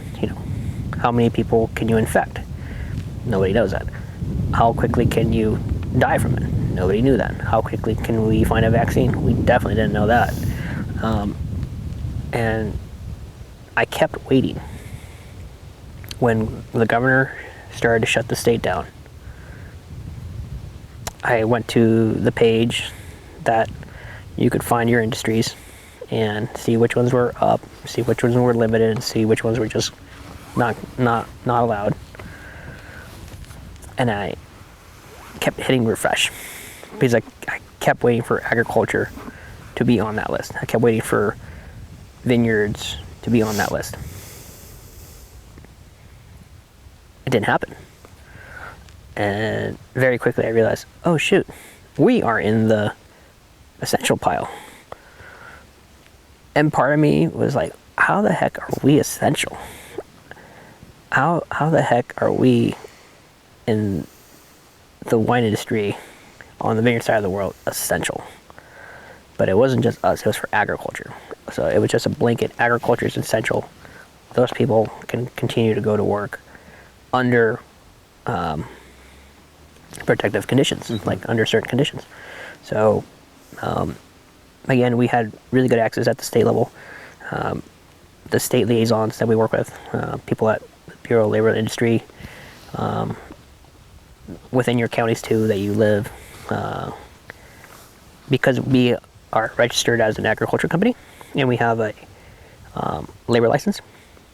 We were able to get these emails with accurate information on safety procedures and protocols to enact for our people, and also phone numbers and locations of spots where we could get masks and sanitizer and resupplies, all of that. Once I realized that we were not going to shut down as an industry, I said, okay, well, we got to go get all this stuff for the people. And we got to explain to everybody, hey, we got to be good about this. Like, we got to do our best to be good about this and work hard at it. Educating a workforce that has a limited education to start with was very hard. And also, it's really easy for them to go down the rabbit hole of what's on the net, or somebody starts a rumor and it turns into something that they think is real. So that did happen. We had a lot of people saying, no, don't go to the hospital, you'll die. And it's like, no, you won't die. But people were dying. It's like, oh shoot, okay, well, like, how do we encourage people to go get tested and have them feel safe? Another one was, don't go get tested, you'll get picked up by ICE. It's like, that's not true. Don't go get tested, they're going to have all your information, they're going to give it to ICE. It's like, that's not true. That's not true. But fighting those rumors and encouraging people to go get tested and go get protective equipment and all of that, that was a little hard. I think because of it, we also found ourselves in a spot where it's like, we're not really going to grow. We're not really going to try to monkey around with other things. So we're just going to stay where we're at. We're just going to stay put. And pay attention to our team. Pay attention to what we have. So, it's going to sound really funny. We had, at that point, we had to go out and buy another porta potty because the recommendation was one porta potty for every 10 people. Which again, I thought that was a weird one. I was like, do you know that a porta potty for 10 people in one day is quite a bit? So I called the company we buy them from, and they said, well, we need what did they say? I'm trying to remember here. We need you to pay up front, and you're going to be 6 weeks out. And it was like, oh, you're kidding. And they're like, no. Like, we'll take your name down, you pay us up front, and you're going to be 6 weeks out. And I said, okay, well, what's the price? The price had gone up by a lot. And I said, what's the deal? And they go, well, because of COVID, we're having to work much longer schedules on a smaller team, and also material is slower to get to us, so that material cost is being passed on to you guys. And I was like, wow, this is crazy. I was like, okay, cool. Well, I guess we'll wait for our porta. And that sucker showed up, I think, end of May going to June. I went and picked it up. And I was like, oh man. And so I picked it up, and I was like, oh, thank you. Like, we have this. It was a double unit. I said, thank you, we have this now. Like, this will, if anything, it's putting us in a position where we can say, look, yes, we have this. Please don't feel that you can't come to work and not be safe. And so that thing, that was one thing that I experienced on the ground level. The other was the teams and the misinformation that was out there. from March to August, that's kind of what our life was like this big jumble of here's what you can do, here's what you can't do, and do your best. Good luck. All right. People did get sick, and explained to people, to our teams, like, hey, if you guys get sick, nobody on our team got sick except my sister and my mom. They both got sick.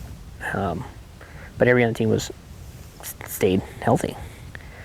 And explained to them that if you feel sick, don't come to work. But in their mind, by us saying don't come to work, it's them thinking, well, we're not going to get paid. And quickly following that up with like, don't come to work, don't worry, you're still going to get paid for those days you didn't come to work because you were sick, man. Like, you're still going to get paid for those days. And so that was, again, that was another educational component that you had to really push out there and say, don't come to work if you are sick.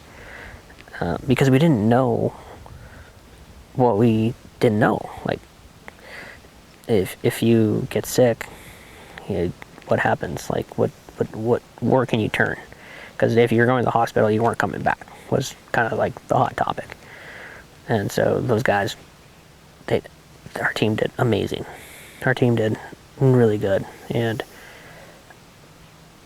I say August because then we roll into September. And again, this is like my 2013 vintage with Domaine Roy. Fire breaks out. Fire breaks out in the valley. It's like, oh crap. So we were already working on plans to harvest and how we were going to harvest with the teams and with them wearing masks, because those masks that we were being required to wear,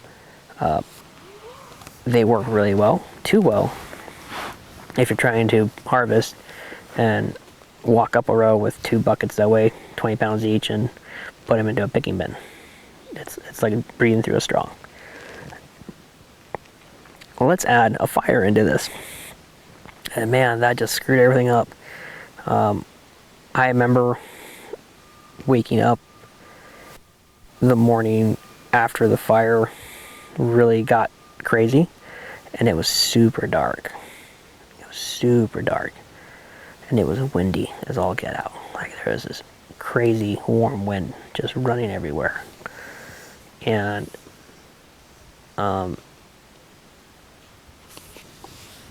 I dumbly made the decision to go and try to pick a site. And we showed up, and the team's looking at me. They're looking at the orange sky. They're looking at me, and I go, I know. Let's give it a go. Let's try it out. If we're not feeling good, I don't want you guys to be quiet. Let's call it. Let's just bugger out of here. So we walk out, and we start picking, and I realize really quickly, I'm like, you can't see a darn thing. You can't see a darn thing. And then I go, oh man, this is not good. This is not good. So the guys managed to pick through this little block. And I think we got through maybe 3 boxes. And the guys, one by one, after they were dumping their buckets, they started to just congregate, just as a little team. And they started to round up. And I said, who's done? And they go, yeah. And I was like, great, let's get the hell out of here. This is not worth it. This is just not worth it.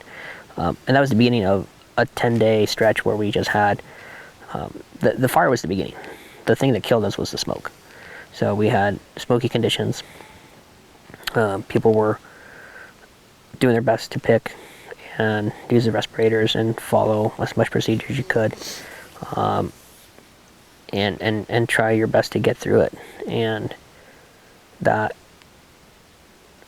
alone, just trying to follow safety procedures for COVID was one thing, but throw in the fires, and the need to get everything picked as soon as possible. Man, that if we could write a book about that and take everybody's experiences, it would speak volumes of what we all experienced. So I'm sure that I'm not the only one that did foolish things. Because we were all trying to do something. And so that COVID plus the fires was hard. And then going into this year, having the vaccine show up, I signed our guys up right away. And my wife said, I'm signing your team up. And I was like, yeah, I know that. Like, I'm telling you, yeah, I know that. Yeah, when do we get our shots? You know, as soon as we can sign you guys up, we will put you on the list.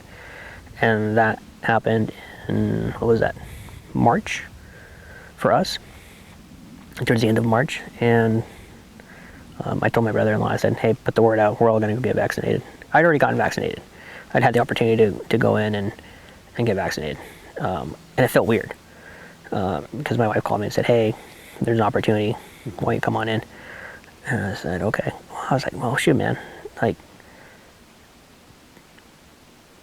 what about the team?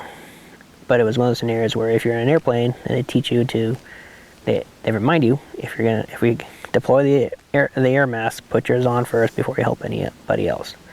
So that's kind of how I had to think about it. I had to sit there and think about it and say, well, if I don't put on my mask first, I'm not going to be able to help anybody else. So I better go get my shot. But once we were able to get the team in, I told my brother-in-law, I said, hey, get them ready. Like, we got a date on the book. We're going to be there. And I've made sure that they know that we're coming in with, I think we had like 20 people.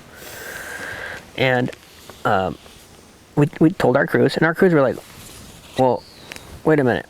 Are we going to come back to work? And those little scenarios again, it was like, look, guys, we're going to pay you to go. Like, consider this part of your work day. Like, come to work, we will stop midday, and everybody's going to go get their shot, and we will pay you for your day. Like, we will pay you for that day. So getting the guys to wrap their minds around that, again, took a little bit of massaging. One of them, actually, man, I feel terrible. He said, I'm not going. And I said, why? And he goes, I don't like shots. I don't want to get shots. And I said, okay, are you sure? And he was like, yeah. I was like, man, like, I said, okay. And very, very off the backhand, I turned to him, I said, if you die, I'm not going to cry for you. And so a couple of guys within earshot heard that and they laughed. And I walked away. And as they were all leaving, he was running behind them. And I said, what up? And he goes, I'm going. I was like, okay, cool. That's fine. And part of me, I felt terrible because I was like, man, I shouldn't have said that to him. But also, it was good to see him come around and say, yeah, I'm going to go get my shot. So everybody went in for the first shot. And everybody went in for the second shot.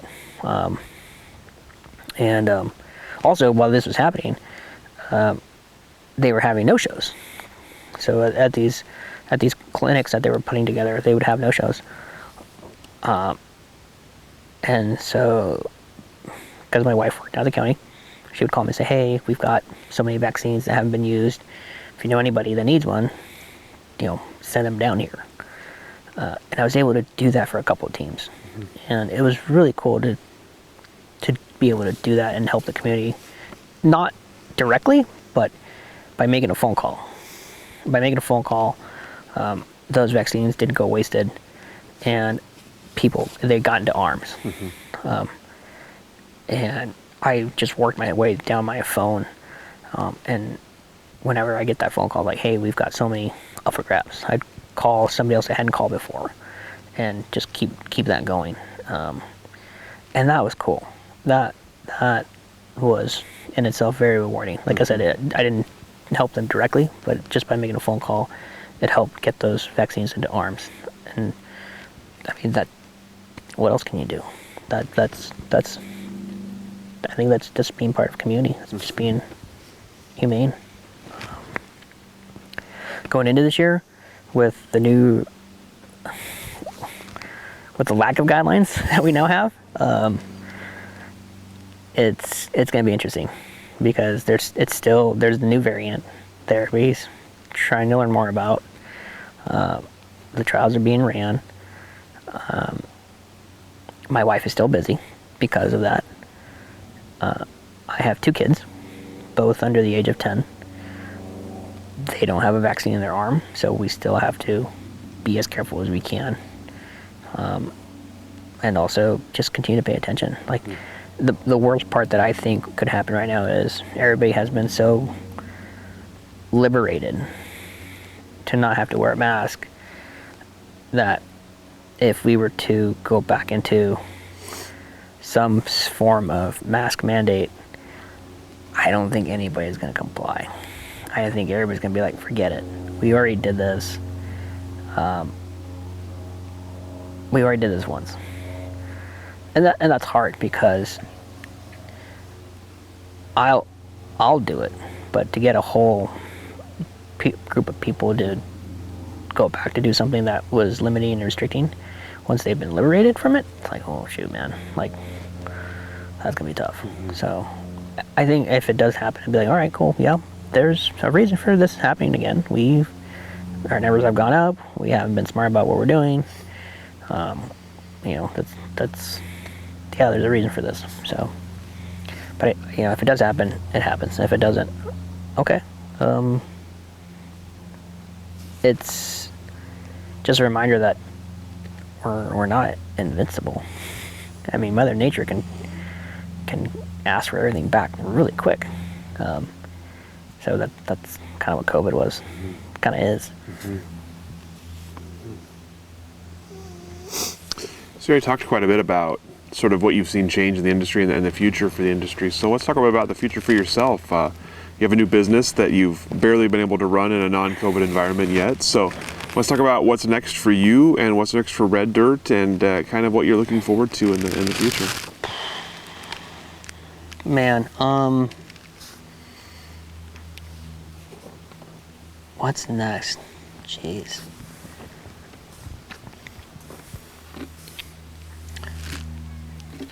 There's a lot of ideas. It continues to evolve and change all the time.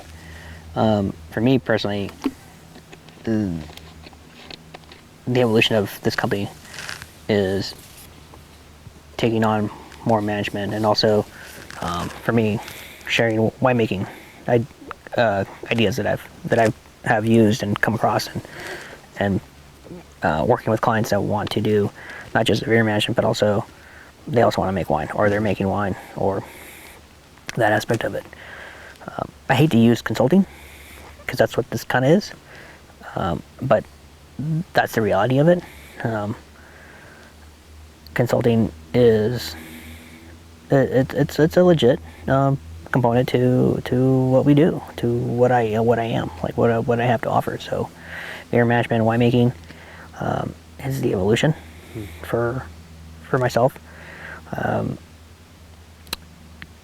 Client selection is everything, and working with people that I believe in their project, and I want to help it grow. That's very important for me. Again, if I'm doing a project and I don't believe in it, that's not helpful.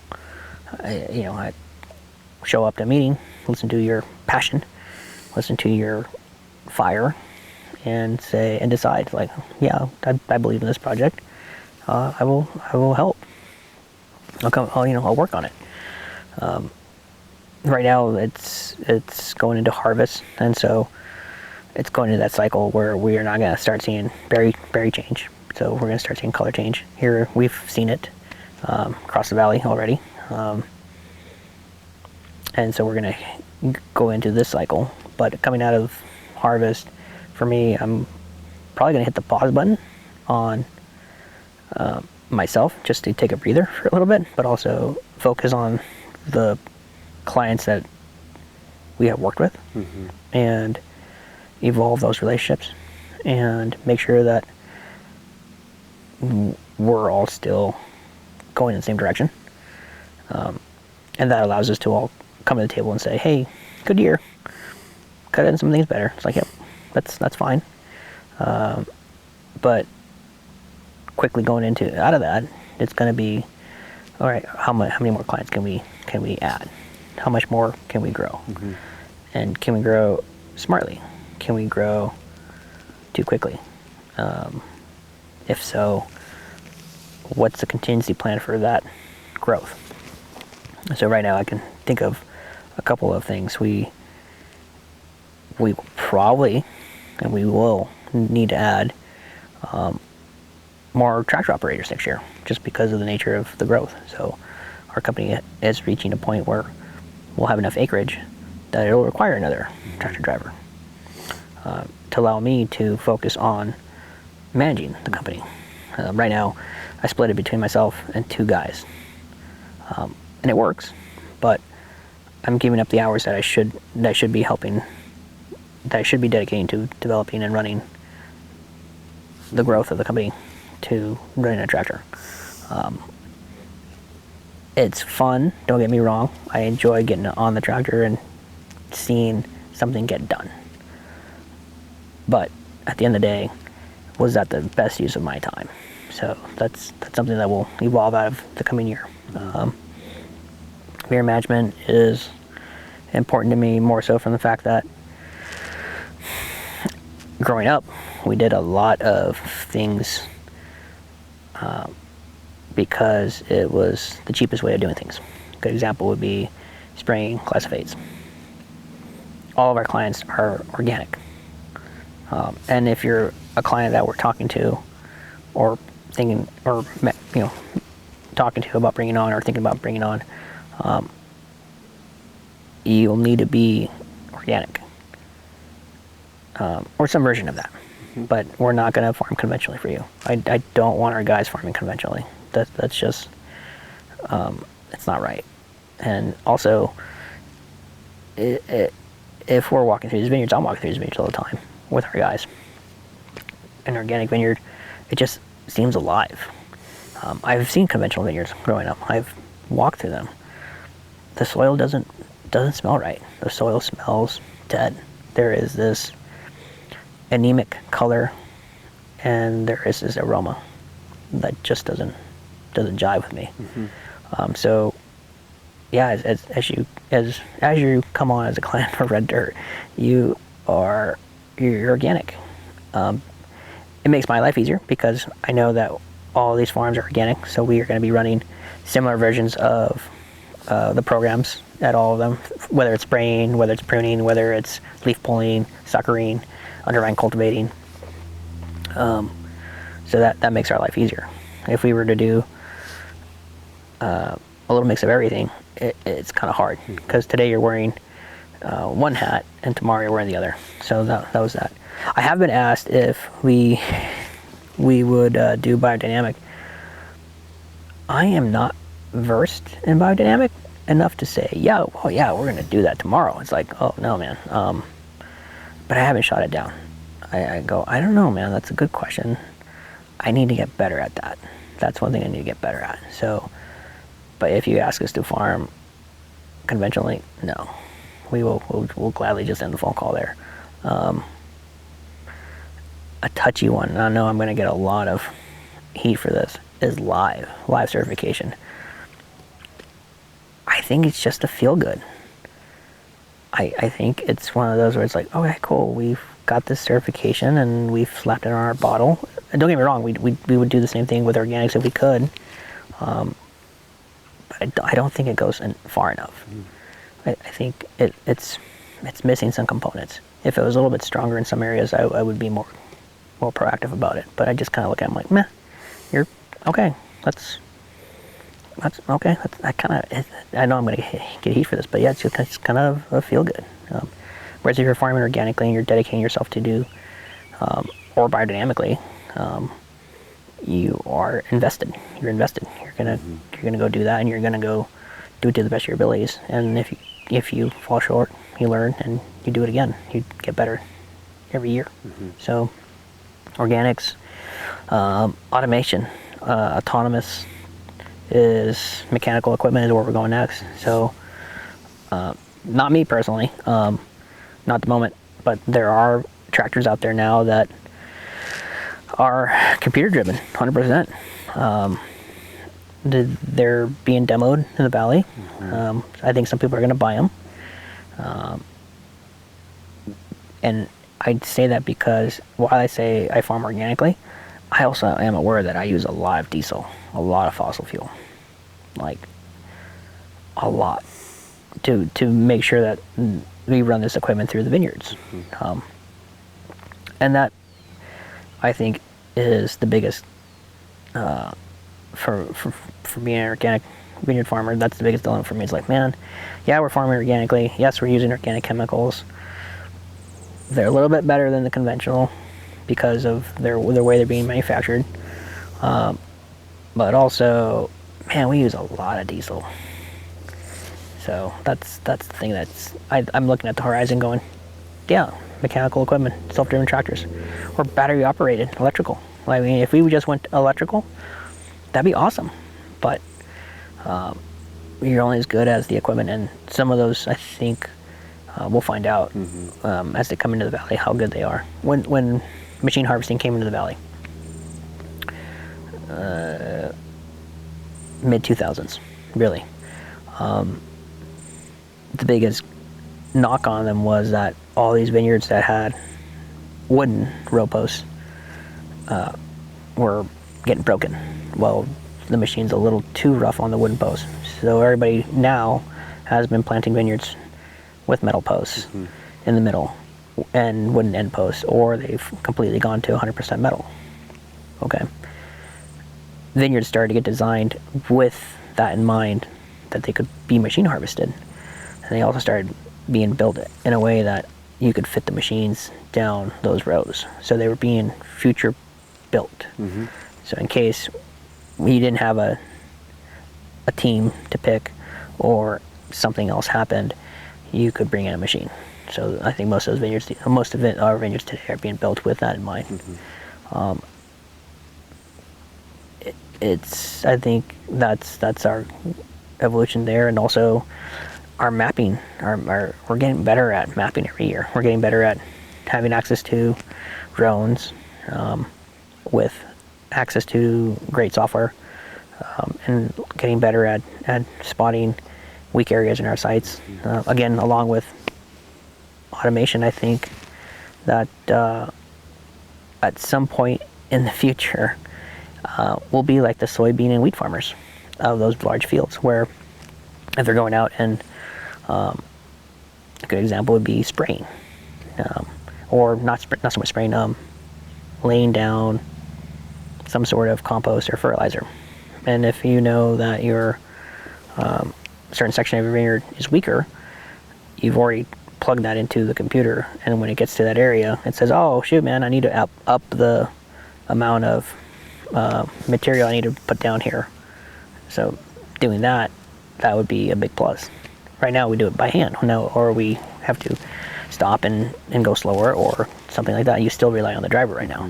If you could deploy a machine that has all this information and not worry about it, you've just saved yourself that time. Granted, you still have to train somebody to fix it, or if it's semi-autonomous, you're still going to have to train somebody to drive it. You're still going to spend the time moving it from one vineyard site to another. You're still going to do a lot of other things. So it's not 100% better, but it's a step. So that's, I don't know, I think that's our future. I along with that, like we talked about earlier, just making sure that we have a better educated workforce. If we don't go out and do that for them, we're going to run out of that group of people. They'll age out. My dad's generation, they're all old and broken down now. Some of them are still working. I'm like, man, that's rough. That's hard. It's hard to see, because I knew these men as young men, like my age, and now they're grandparents and they're semi-retired or retired or not retired, and they're still out there grinding. And that's like, man, if we had something for them that could help them earlier on, they could probably be in a better spot. So that, I think, will continue for me personally. I just don't know where it stops and ends. I've told my wife that I will probably work till I'm 70. But the thing that I need to realize is, do I want to work like I am today, or do I want to work like some of my mentors? And by that I mean, do I still want to get up early and check in on the teams at 70? Or do I want to have a moment with my wife and my kids and maybe grandkids, and then go to work knowing that there is a team there that gets it, that knows what we're doing. Those are the two components. While this sounds really cool, and it's like, oh well, I'm still doing it at 70. It sounds really rough. It sounds really rough. If I can find a way to get to this point, that'll be cool. I think that's the direction I'm heading. So, yeah, I don't know.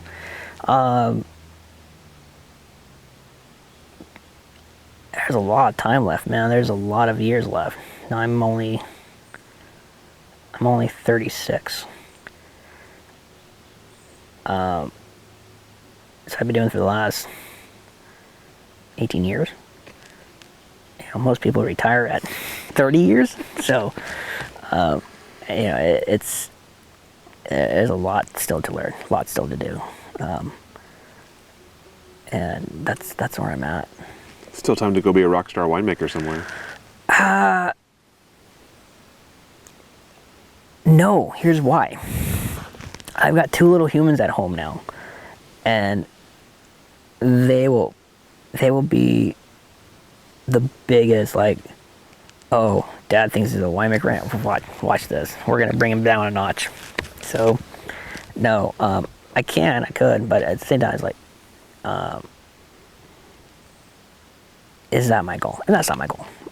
It'll probably be part of what I do, but it won't be my one identifier. It won't be like, oh, he's a rock star winemaker. That guy just walked in the room. That won't be it. No, I want to walk in the room and walk out meeting somebody new and remembering a story, because that's what I used to do. I used to be really good at that. I want to be able to go back to that at some point in my life, where I can walk in, meet somebody new, remember a story, and walk out. And yeah, I know. I was young. I was a tyrant. I was terrible. I hope people that see this will be like, oh yeah, he was, because it was true. I was rough. But also my two kids have forced me to learn patience and be a better person. Some days I do, some days I don't. And my wife looks at me and says, that's okay. Just try to have better taste than the don'ts. So, yeah. Rockstar winemaker, yeah, that guy's gone. Awesome. Those are all the questions I have for you, Miguel. Is there anything I didn't ask that I should have? Anything we didn't cover here today that we should have covered? Shoot, man. No, I ramble for the most part. Well, thank you so much. Thank you. For your time, for your stories, for your interesting and unique perspective on the industry. And thank you, of course, for all your work with AHIVOY. It was a pleasure to do the work with it as well. So it was awesome having you on the board. Really glad you guys got that started. I was glad to contribute. So yeah, no, it was awesome. So thank you guys. Thank you, and we'll let you off the hook.